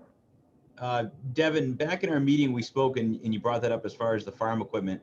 And originally the bridge he's talking about is actually on Main Street between Summer Street and Gould Road. And originally when we were speaking, I was actually thinking it was the one just north of Gould Road on Main Street next to the farm. So if it's the one south of Gould Road heading towards Summer Street, the farm machinery, I believe, comes out of that farm right there. So it wouldn't impact that. Okay, excellent. Excellent. And, you know, we certainly want to make sure we're as flexible as possible. 45 days would be the maximum for that. We would have some disincentives in the contract that would charge the contractor. Usually it's $500 or $1,000 a day for something of this size to, make sure that they're keeping on their schedule so that they're not going past that 45 days. Because that bridge is probably halfway between Summer Street and the Gould Road Main Street intersection. Yeah, it's right next to where the power line goes through, where that corridor is with all the poles going over the roadway there. The bridge is probably 100 feet from that. Mr. Chair. Yep. Mr. Chair, at the risk of having him repeat something he's already said, I was looking at the detour route again. As I understand it, it's coming up Main Street and then taking School Street to 196 and over to Route 9. Why is it coming through the center of town rather than just staying on 196? Yeah, so what we want to do is we want to try to catch all of the traffic that would be coming from the surrounding roadways. School Street, because it's a state aid roadway, it's something that the DOT helps participate in the maintenance for with funding to the town. So we would put some signs up on that street to catch traffic coming from High Street towards Main Street, and rather than diverting them down just to come right back up, we would just send them straight through that intersection.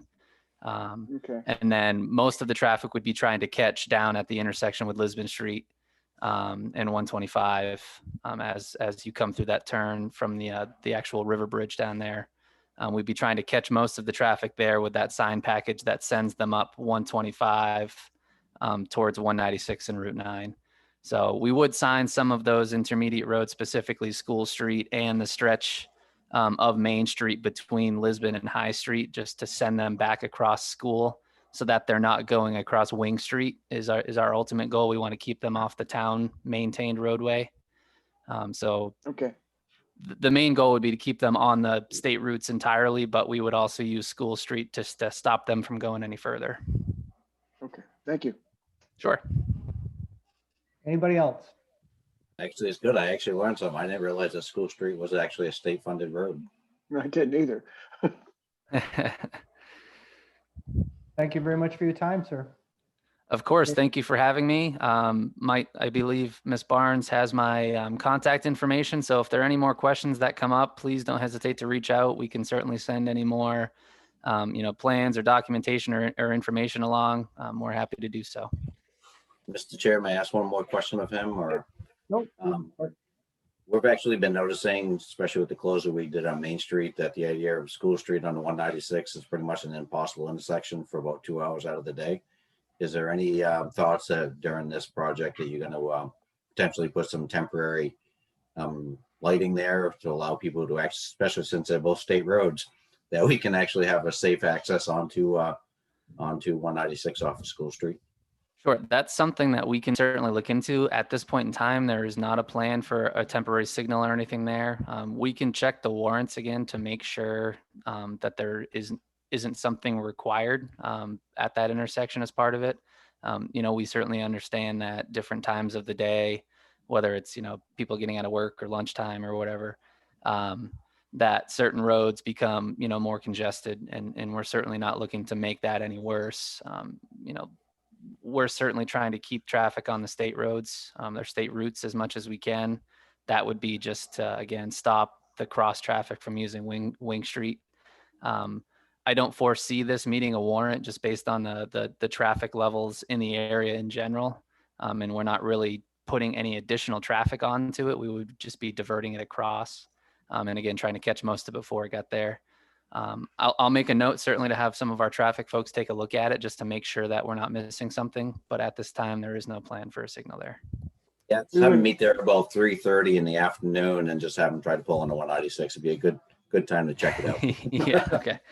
We wouldn't mind if you experimented with it this year either. But Yeah, you read my mind. I was actually going to lobby for that to say, hey, you may see that there's some value in trying that out this year to see if it have any impact for next, for what it's worth. If we're gonna go for a wish list, I'm going for it now. That's what I'm saying. No ulterior motive, though. I would suggest that probably a lot of the locals will probably use Wing Street no matter how you sign it, just because they're going to not want to go back out onto 196 and fight with the traffic there. So I expect a lot of people will ignore the signage, just drive around Wing Street anyway, unfortunately. Yeah, and our ultimate goal is to keep the trucks off of it, where the heavy loads are the ones that do the damage. So ultimately, that's what we're trying to catch. And, we can actually, trucks that are ignoring detour routes can have some penalties associated with them, I believe. So don't quote me on that, but the idea is to try to.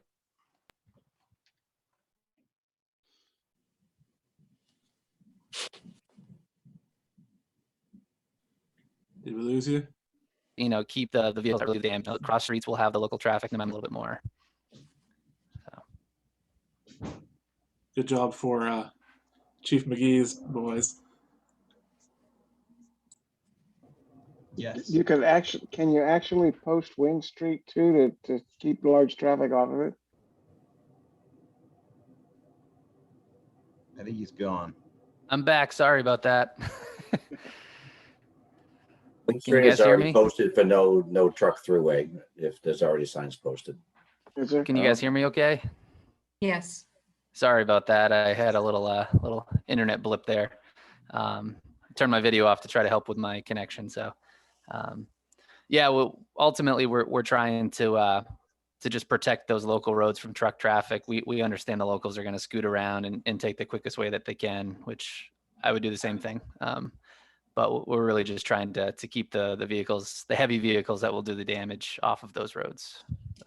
If I could really quickly, the Main Street Moxie Plaza plan actually has a speed bump on Wing Street and a few other streets. So Devin, I can send you that so you can see where the locations are, if that helps your planning at all. Okay. Yeah. Thank you. That'd be great. All right, I don't want to call last call, but I'm calling last call. Any other questions? Thank you, Mr. Eaton. Sure. Is there any action item that we need on this, Twyla, or is it informational tonight, correct? That was information. You're fine. You have a good night, my friend. Thank you. Yes. Thank you. I appreciate your time. Have a good night, everyone. Thank you. Moving right along, Twyla. Order 2021, number 88, the Tri-County Mental Health MOU. Good evening, that would be me. Lisbon Police Department would like to form a new partnership with Tri-County Mental Health in Androscoggin County. I've been working with Tri-County Mental Health Chief Executive, Catherine Ryder, on providing drug counseling resources to Lisbon residents that are experiencing severe drug dependencies and possibly overdosed or overdosing at a time.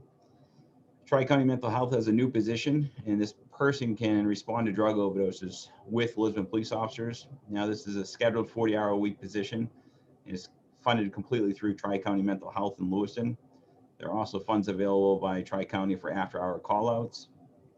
This position has an office which is currently based out of Lewiston, and the person is able to respond with Lisbon police officers for active overdoses. Now, most overdoses that we've been experiencing are in the evenings or overnight hours, and this person's going to be working during the day. That won't change anything for us as far as being able to get them in contact with these Tri-County mental health caseworkers and mental health workers. The purpose of this partnership is that your Lisbon officers have firsthand knowledge of drug issues and overdoses in Lisbon. And this partnership is able to provide direct support to Lisbon residents who are facing severe drug addictions, be able to provide them with local resources to get them help with their drug addiction. It's also important to note that they can provide counseling services to someone that does not have money or insurance for these services.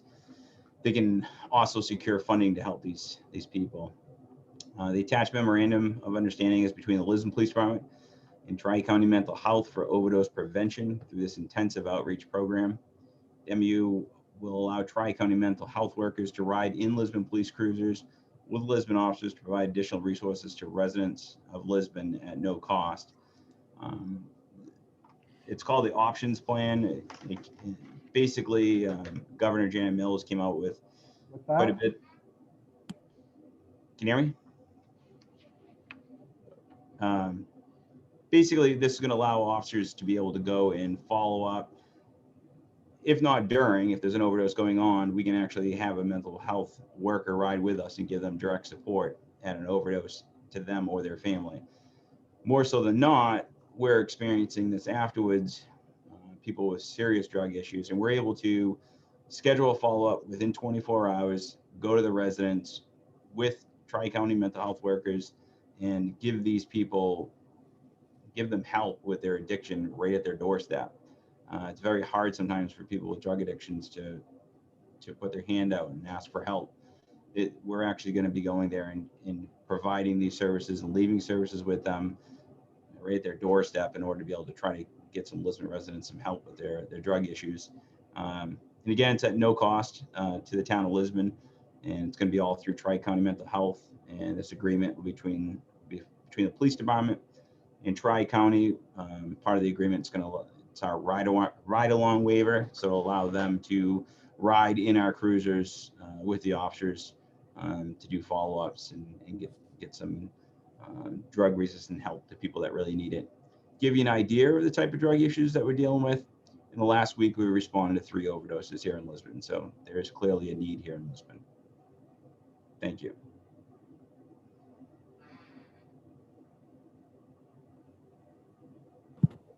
Any questions of Chief, guys? I apologize. Just plugging in a laptop and throwing my wife out of the kitchen. That's beside the point. Is this something we need to vote on, or is this No, I took care of her. She's all good. Mr. Chair? Oh, you meant Chief. Do I need to send an officer down, Alan? If they're on our street enough, you might as well, sir. Yes. Motion to approve, I guess is a question. Yes. I need a second. I'll second. I got Cassie first. Sorry, Mark, you're too slow. My question I had, Chief, was any idea on the number of hours they're committed to us locally, or is it what's the area that Tri-County's trying to service with this?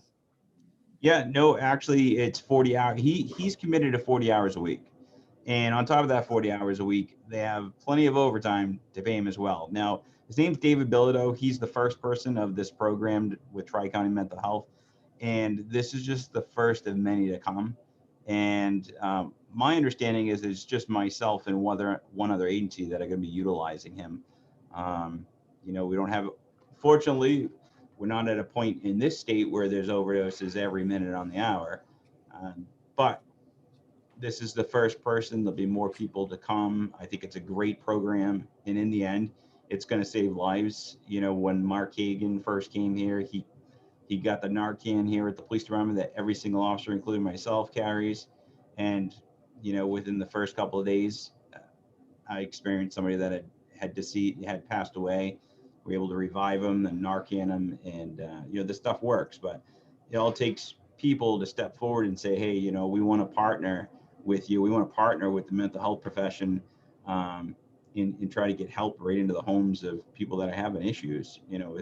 Policing's changing, and I think it's going to start changing, continue to change for the better. And I think it's important to have these mental health workers working right side by side with me. And the more that we can get them into our cruiser, into these residences that are having issues, the better it's going to be for Lisbon residents, because a lot of people that are having drug addictions, they're not working. So if they're not working, they got to support their habit. Unfortunately, a lot of times, then they're stealing to support the habit. And I can tell you, over the years of my 2 decades of working here, there's a lot of good people that went down the wrong roads, and you know, they're starting to do criminal activity to support their habits. So it's just another tool we're trying to use here to reverse some of these bad habits, you know, and get these people in the right direction. You know, at one point, these were all good kids that went to our Lisbon schools and played sports or was in band, and you know what, they made a mistake and they started going down that wrong road. And if we can help, you know, one person out with this program, I think we're heading in the right direction. I don't see any downside to it. Mr. Chair. Yes. So, Chief, I think this is great. When I read it in the pack, I was excited to actually be able to, you know that this is going to be here. I didn't think we'd find any opposition whatsoever. So it really is something that goes directly to the war on the opioid crisis and epidemic that we have. But I'm more excited about the fact, what you said earlier, that policing is changing, and to have mental health professionals there at ground zero, for lack of a better description, when it all goes down. I'm not going to pretend I know anything about their profession, but I've got to believe that them being there in the beginning only helps solidify success rate of any type, and improvement of the success rate of folks when you can talk about when they're at their lowest of low, and you helping them try to figure out how to get out of that and work on that. And so I think it's great. To Don's point, there's not a bad thing about this. And so I thank you for finding this and partnering with them and being sort of the groundbreaker folks in here in the state to do this. It's awesome. Thank you. Chair Ward.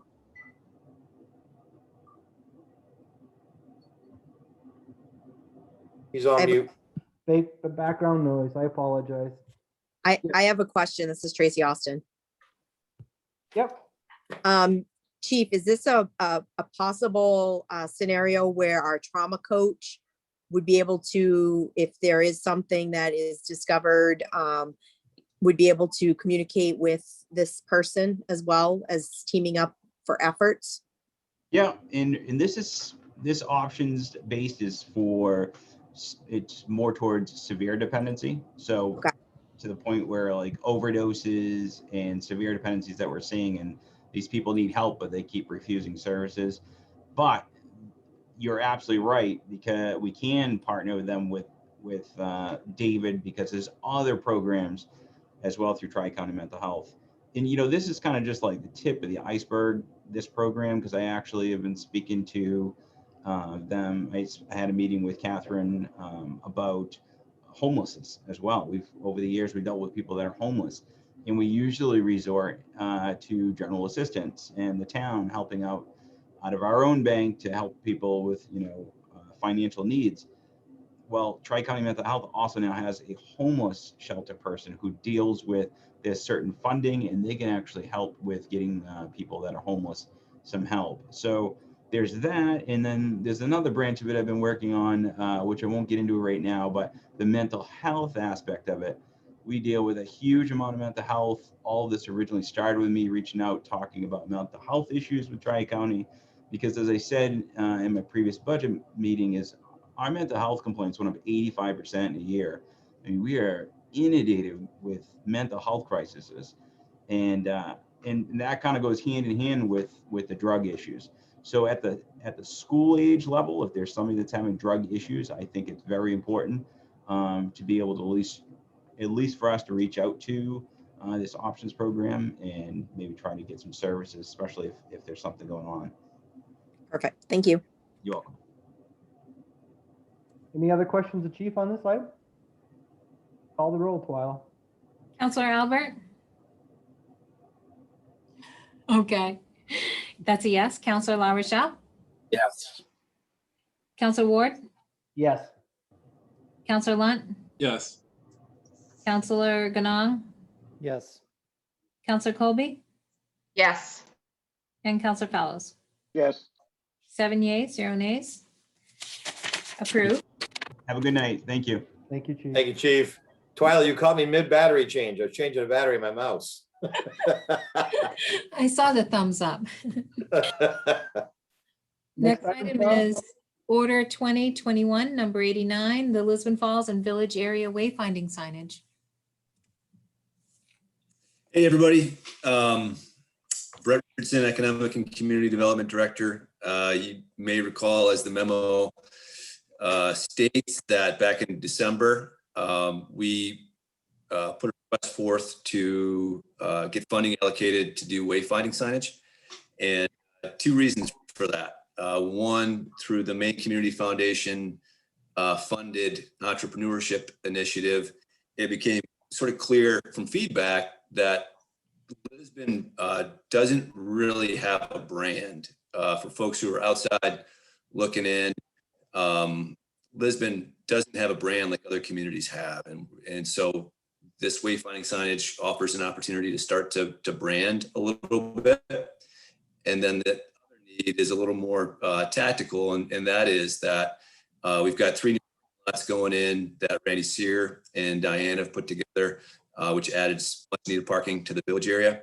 And so as the planning process last year around the Main Street closure and opportunities to improve it coming for this coming summer, there was a clear need to help folks navigate the village areas, find parking, the amenities, and get around town and support the businesses.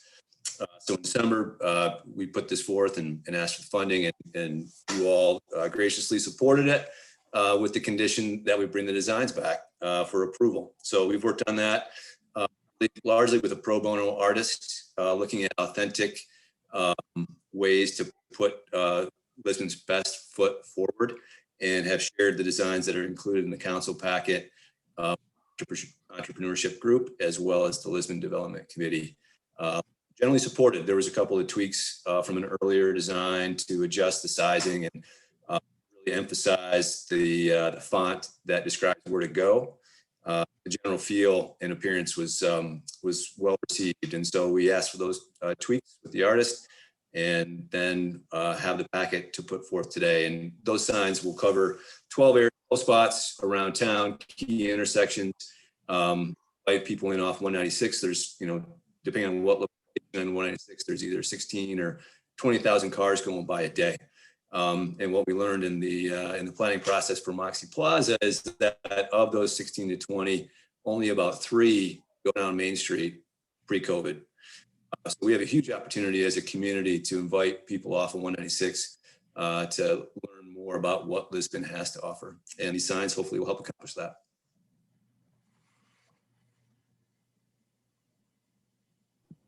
Questions of Brett on the item? I'll take a motion for discussion. How's that? I'll make that motion.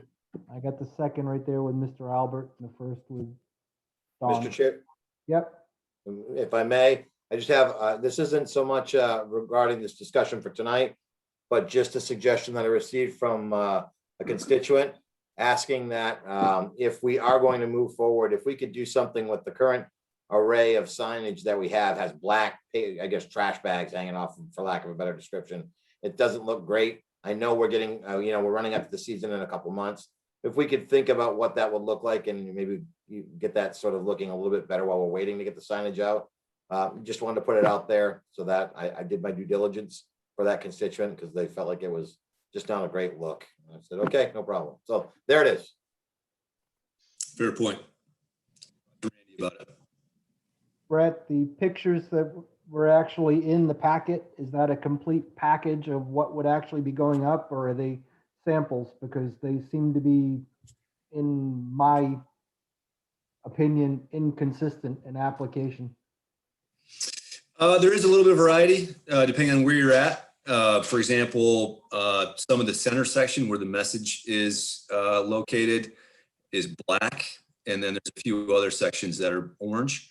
The sections where they're orange are places like the municipal parking lot, where it's a little bit different vibe, and it's less about announcing which way to go as it is more of a welcoming sign. Those little bit variation also tend to include messages like "Welcome to Lisbon." So that list is pretty thorough. We did get a few different variations. For example, Some of those signs are 4x4, some of those signs are 2x3, and some of those signs are 2x2. The 2x2 signs are a small P with a parking, and they would be sort of like a warning sign as you're approaching a turn to get to a bigger lot. It would be a warning sign that that's coming. And those are, for example, there's 3 different variations of that with arrows going in different directions. And that's for the purpose of not having to go back to the artist again to have them adjust. We've got them all in stock. We can go through it with the Public Works Director, print them all out, map it all out, which we've done, and then just verify that they're the right variations on that. So if you're looking for a motion tonight for us to accept, you need input to be able to figure out which one we're looking to utilize. Is that what I'm understanding? No, I think I caught 2 different answers there. What was, you said no, we don't need, what do you need from us tonight? I think it was requested that he comes back with the design. So I think he's just looking for approval of the designs, not so much concerning about where they go or how they're put out. Just that the town council approves the design pattern as presented, if that's right, Brett. Okay. So my question, I guess, Brett, do you have the ability to share your screen? I do. Can you bring up some of those designs? Because I just want to make sure that we're consistent in what we're putting out there, because while you're bringing that up, I remember the previous discussion associated with branding, and I personally had no issue killing it the night that it was discussed because it didn't seem to be very well thought out, and I had no problem killing the idea publicly. Mr. Chair? Yes?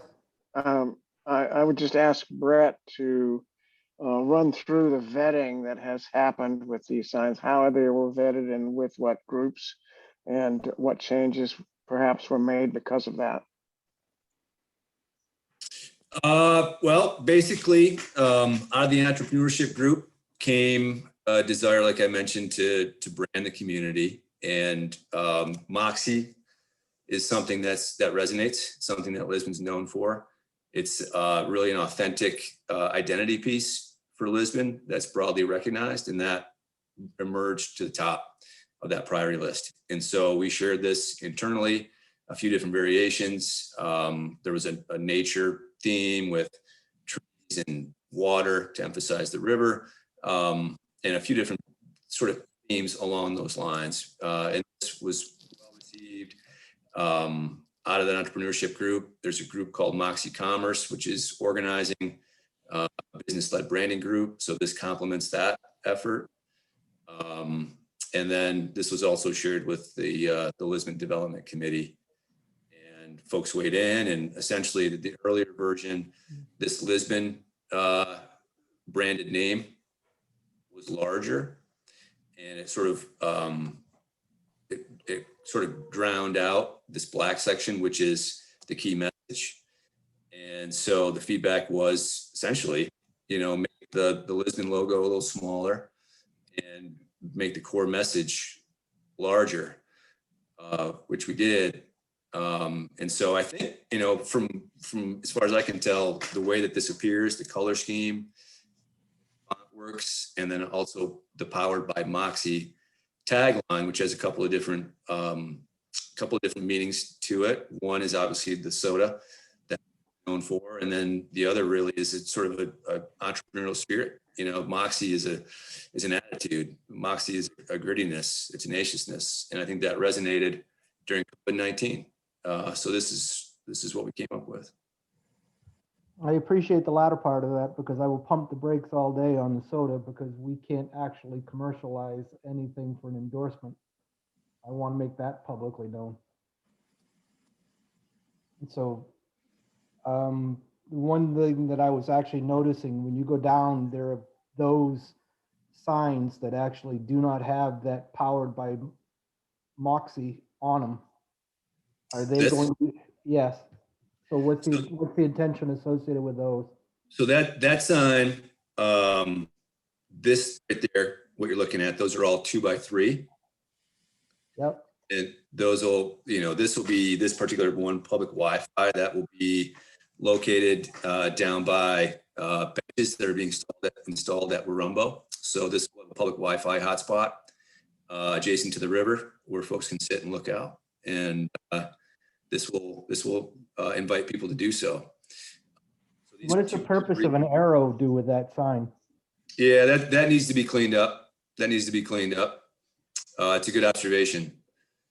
This one in particular, that's going to go at Maple Street. So you can tell that arrow there.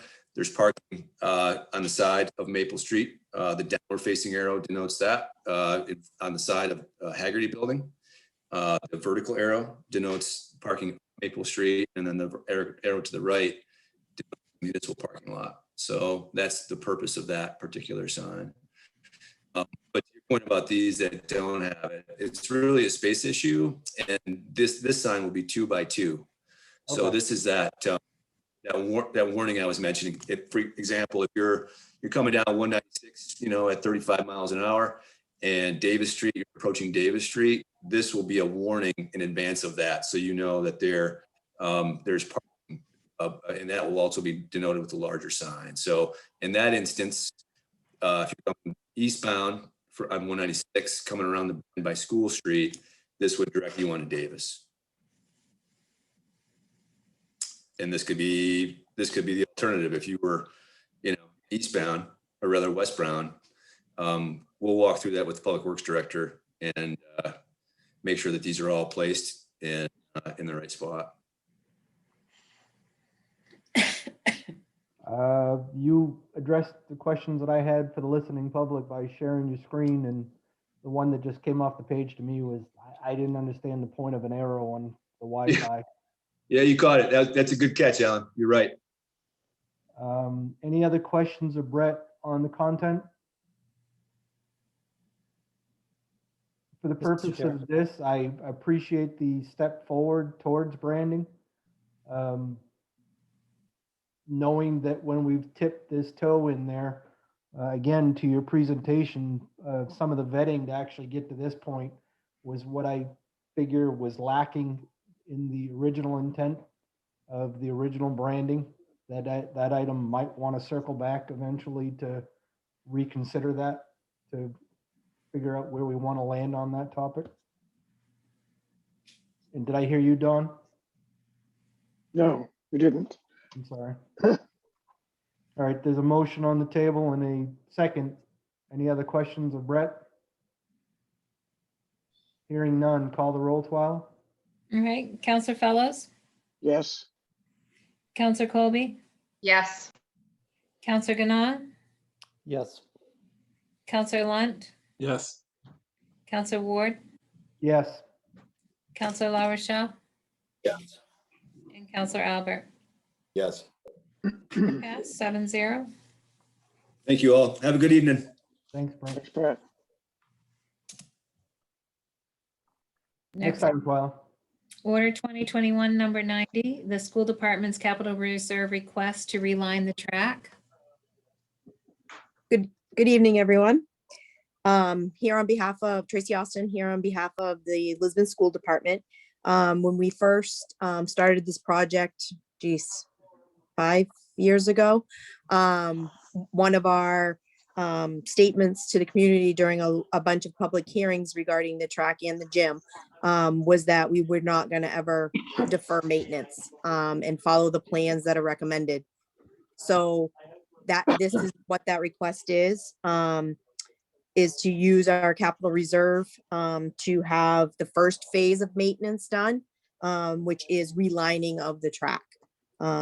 It is $10,250.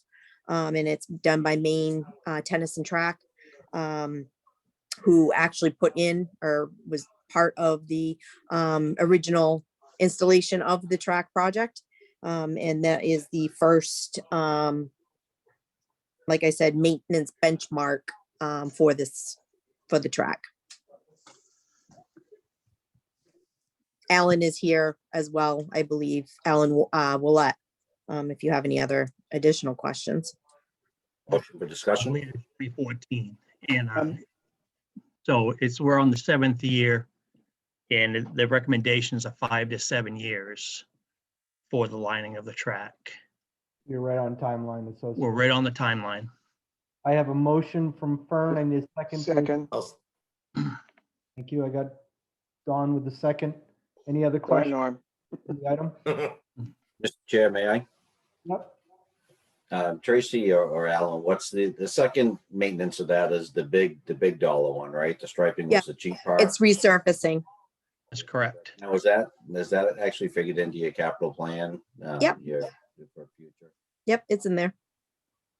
Now, was there any, I remember when the track actually came up, there was a lot of discussions, but is there any money put aside for that yearly from the operations of the track at all? Because one of the things I know initially was the track was hoping to bring in funds for the uses of it yearly to actually try to offset some of the costs. Is that? Yeah, actually- other than hosting, MVCs, which you don't charge for, there isn't any generating, like no one's come to us to rent the track out per se. What is that second dollar figure for the second operation? Is that like a $70,000 or $100,000 or something like that? Fern, what it is right now is if we were to do it in this fiscal year, it's a $75,000. We're talking 3 years, 4 years down the road. So, predicting, he was guesstimating maybe 90,000 at that time because of the cost of materials. Mr. Chair? Plus another 10 to restripe that, Alan? I'm sorry. Plus another 10 to restripe that? That's the complete package of everything to get it back to as it was turned over to us in 2014. Norm. Thank you. So to Alan Willette's point, what I just heard here, so if the quote was 3 years from now, we get to that full resurface, which includes the striping, then 90K. Still, we're at the 10-year mark at that point, if I'm hearing that right, for the track. Correct. So, and by doing that, we're giving we're extending the life of the track, and I don't have the life expect.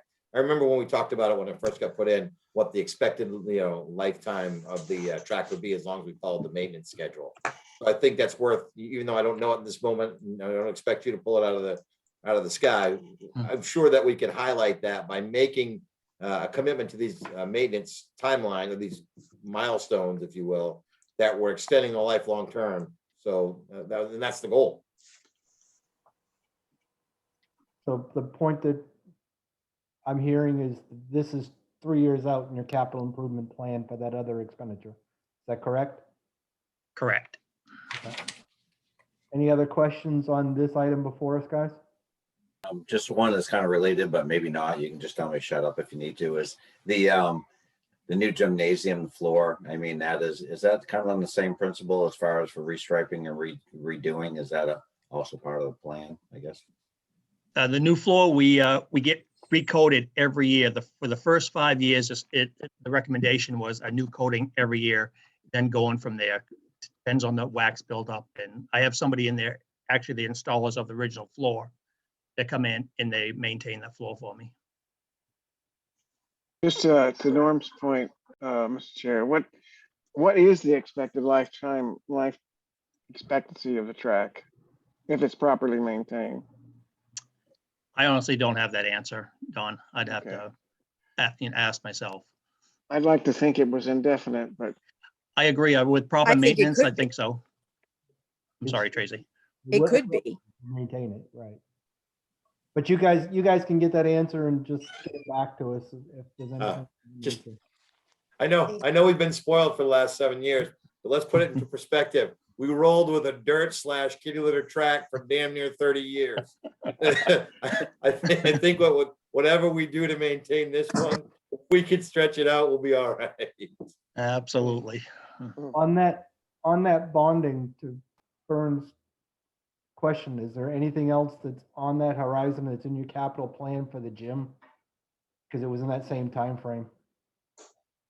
The parking lot comes to mind because I know you mentioned it, Tracy, originally. Well, the parking would be part of what would be our whole paving plan, which is most every parking lot and roadway in all the facilities. So that would be included in that. Okay, is that? And I did meet with somebody and we are currently working out an estimate on the parking.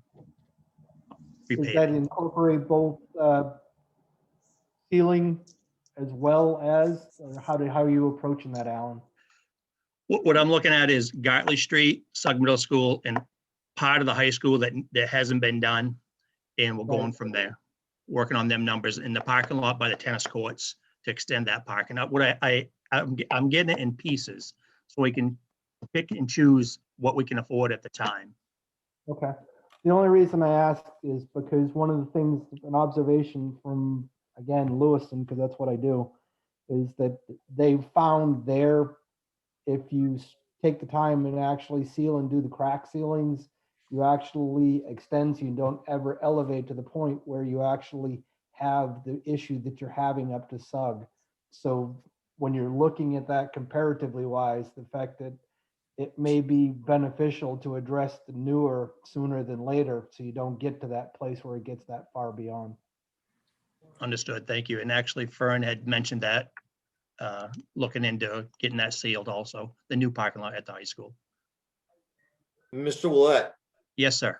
I just want to, this is completely unrelated to the topic we're talking about, and I won't take us too far off the path, but something came up earlier in our workshop, and I'm thinking about it now, and I wanted to just ask you. I know that the school, with a lot of the CARES Act money, did quite a bit to change how the air is processed in all the different schools. And was that part of the heating and cooling system, or was that a separate, altogether different unit process? I just wanted to know if it was tied into the. Everything's tied in. Okay, and the reason I asked that question, you were able to use CARES Act money. So Diane, I was wondering if we could use CARES Act money to possibly make some of the infrastructure, changes that we need to make. Just food for thought. Still waiting for the final guidelines, but what I've read so far right now, we wouldn't be able to. We wouldn't be okay. All right. We're Well, just- you can't blame me for trying. All right. No, I wish we could. Thank you, Alan. I appreciate it.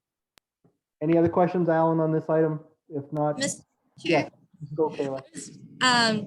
don't want to interject, but I just kind of wanted to, the topic of useful lives of a track, just kind of throw in my audit perspective here.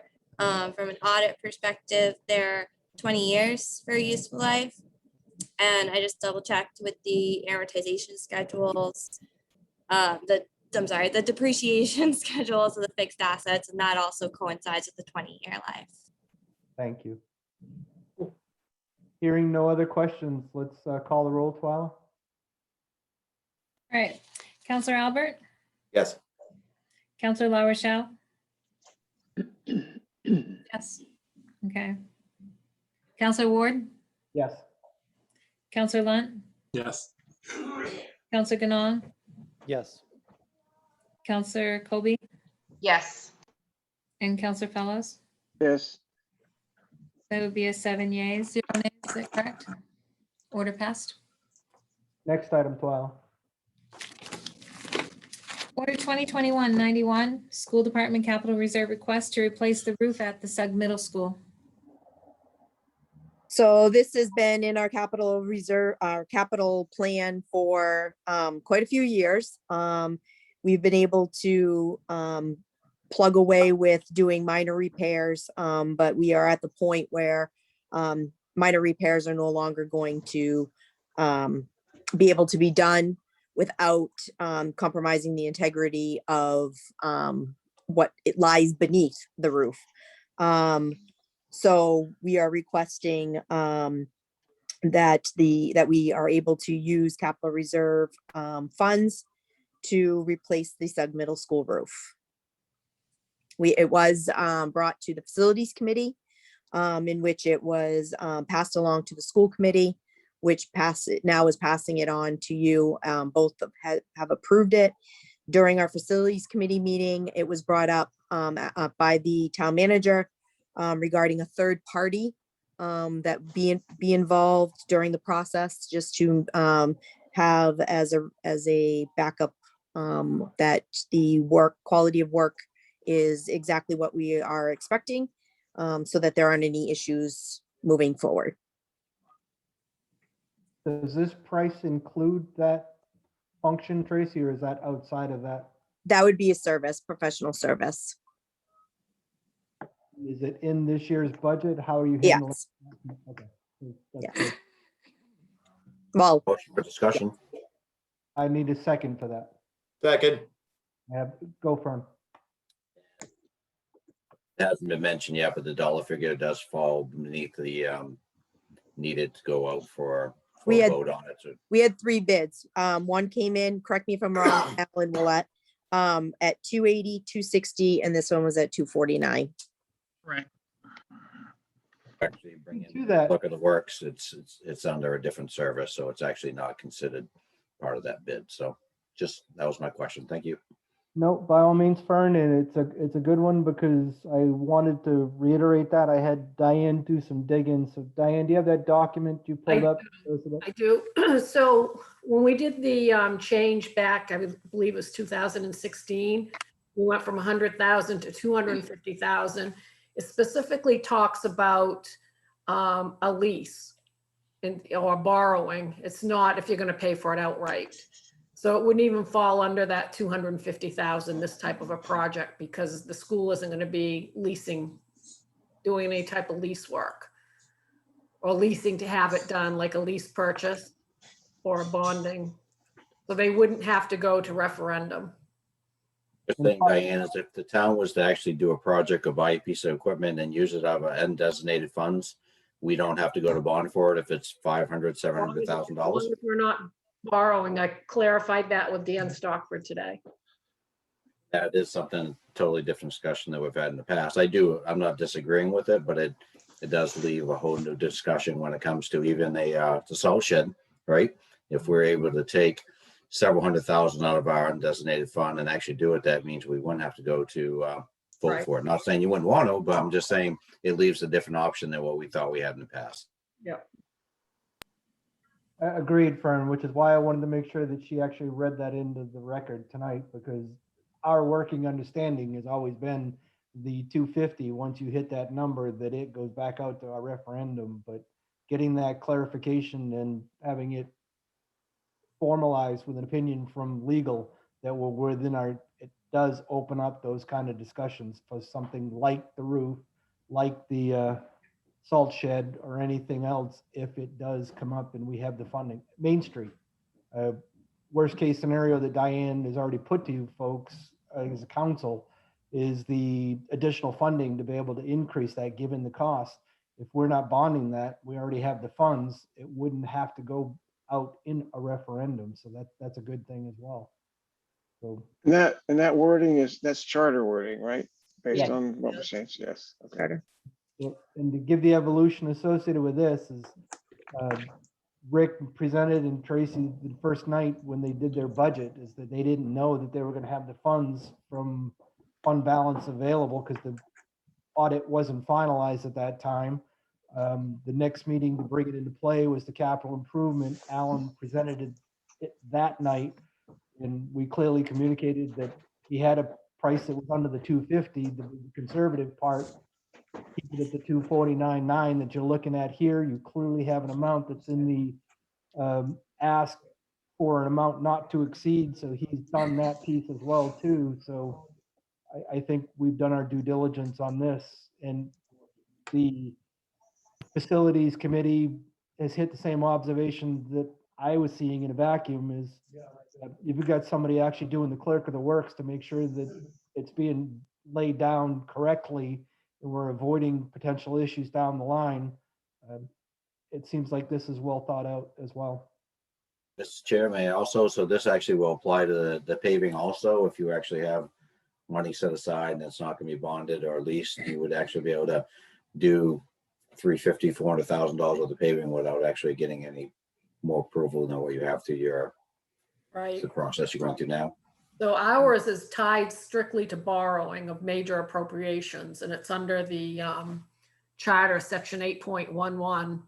And it says no action of the council which approves the issuance of any general obligation or revenue obligation bond of the town of whose cost per unit exceeds 250.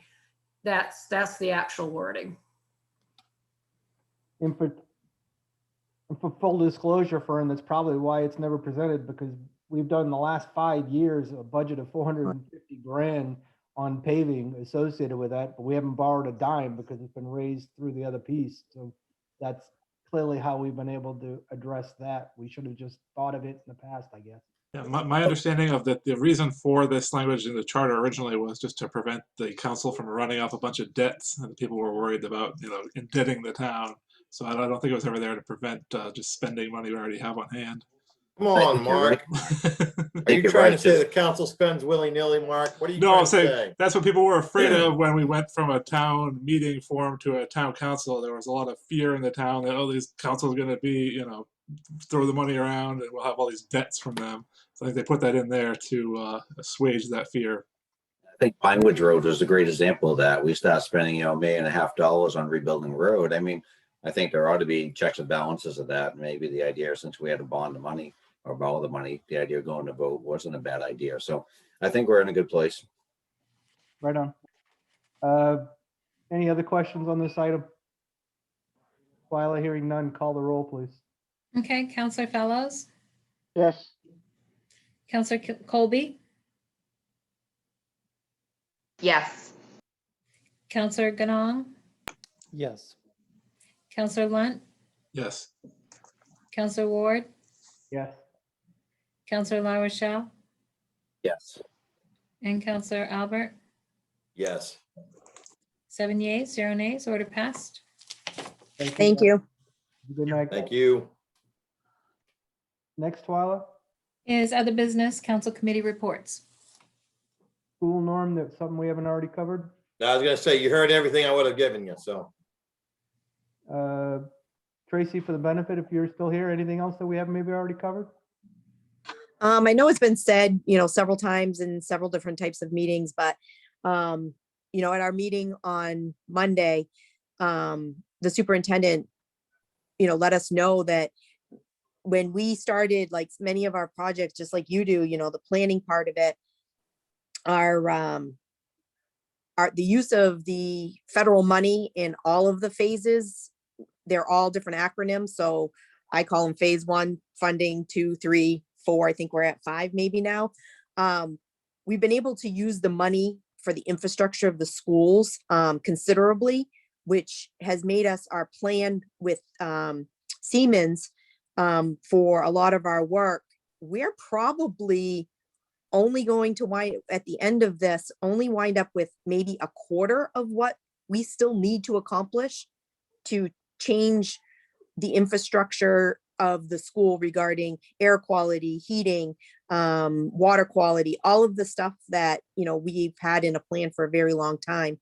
Not that COVID has been great by any stretch of the imagination, but in the context of the money that has been available for us to get the schools so far in a plan has been absolutely amazing.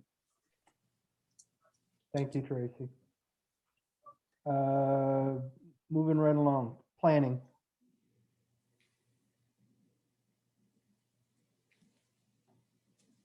I'm here. Last week, the planning board met and they approved 2 subdivision modifications on a rear lot. And as you know, 1 solar farm application on Frost Hill Avenue. They accepted applications for subdivision modification at Grimmel's Mobile Home Park and for Tyler Bard up on Upper Main Street. And they're, as you know, also they're working on the adult use marijuana ordinance and the solar farm moratorium ordinance possibility. Thank you, sir. LDS? LDC, I apologize. Good meeting last week. I mean, a lot of stuff happening. Brett was able to share some initial renditions of their Rumble Park, which is pretty exciting stuff. I mean, there's some neat ideas out there. As with anything, it's to be anxious to see what the community thinks of some of the ideas and how we move forward. But a lot of good things happening. So hopefully anybody has any questions, concerns, please participate. And Fern, If I could add a point that I believe there's a public session to be planned for mid-May, I believe. So to share some of these renderings after they've been worked on a little bit more. Good stuff coming. Public here or public at an LDC, Dawn? No, public in a public forum. Okay, perfect. So through the council or is it a separate meeting? Go ahead. Yeah, just when we actually initially hired the firm to actually do some of the designing, part of that was the idea of a couple of public input sessions. So it'd be a conjunction of the LDC and that firm actually having a kind of a presentation with participation from townspeople to actually give input. So unless I'm thinking that wrong, you can actually add in if you want, Don. No, I think that's the process, and then at some point it comes before council as a council. Is it that time where we actually would make the formal action? Is there a place before that? Because typically there's a presentation to council and then there's the final that's actually in that as well too. I appreciate that there's 2 or 3 of us that actually have had the benefit of that. So we'll be leveraging that, but there would be still some of us that actually may have not seen it and it may benefit.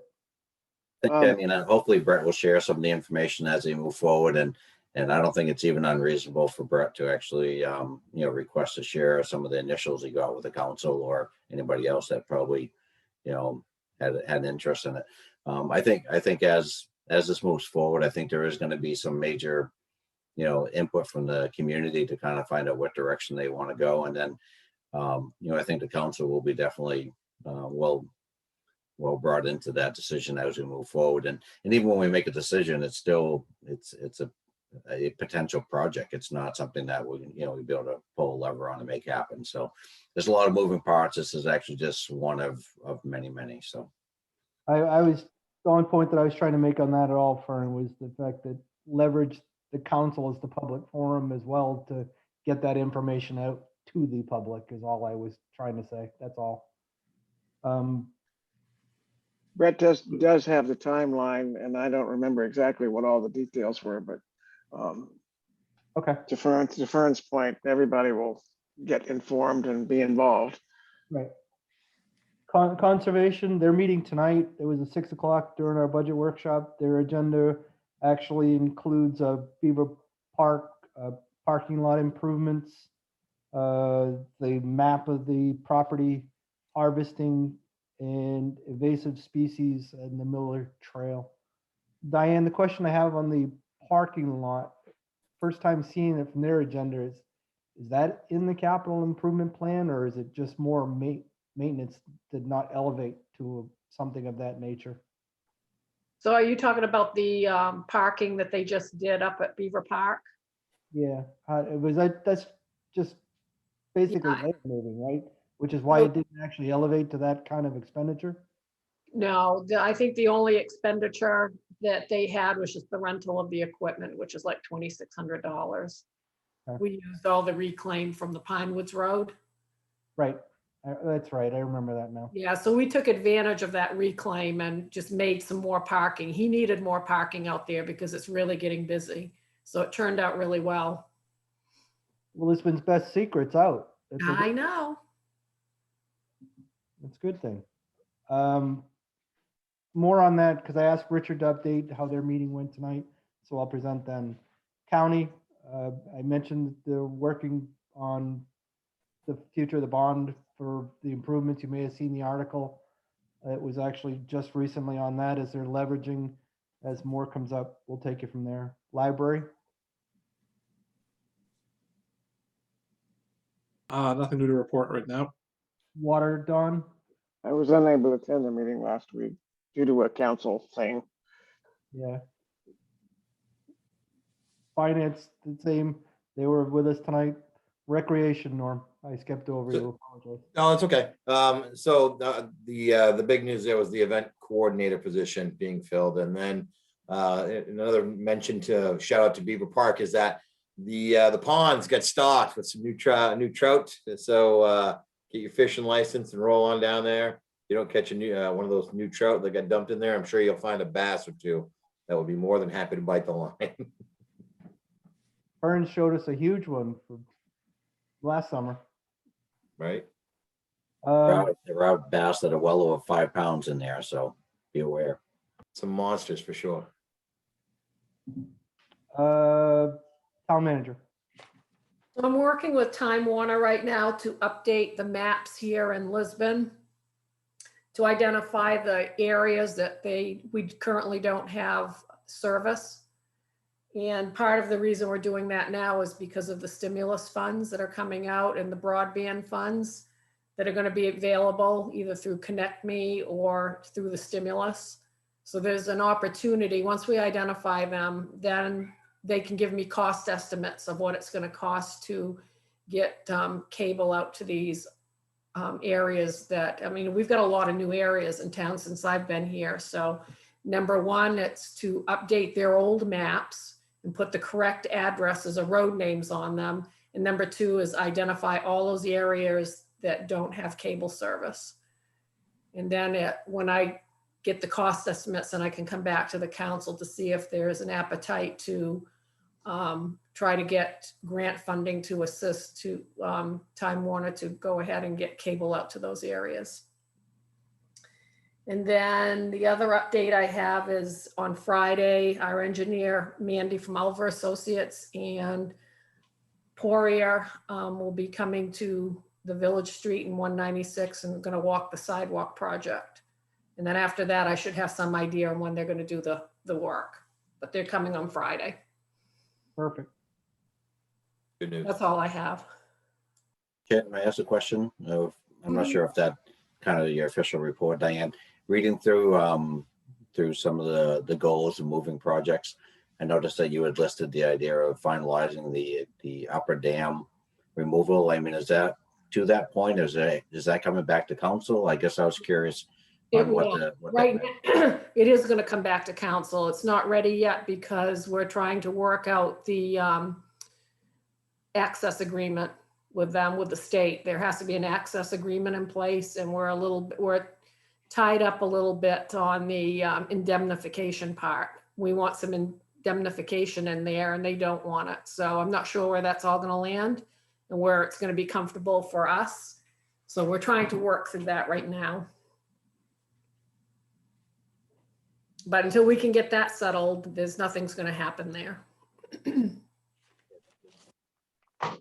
No appointments, right, Twyla?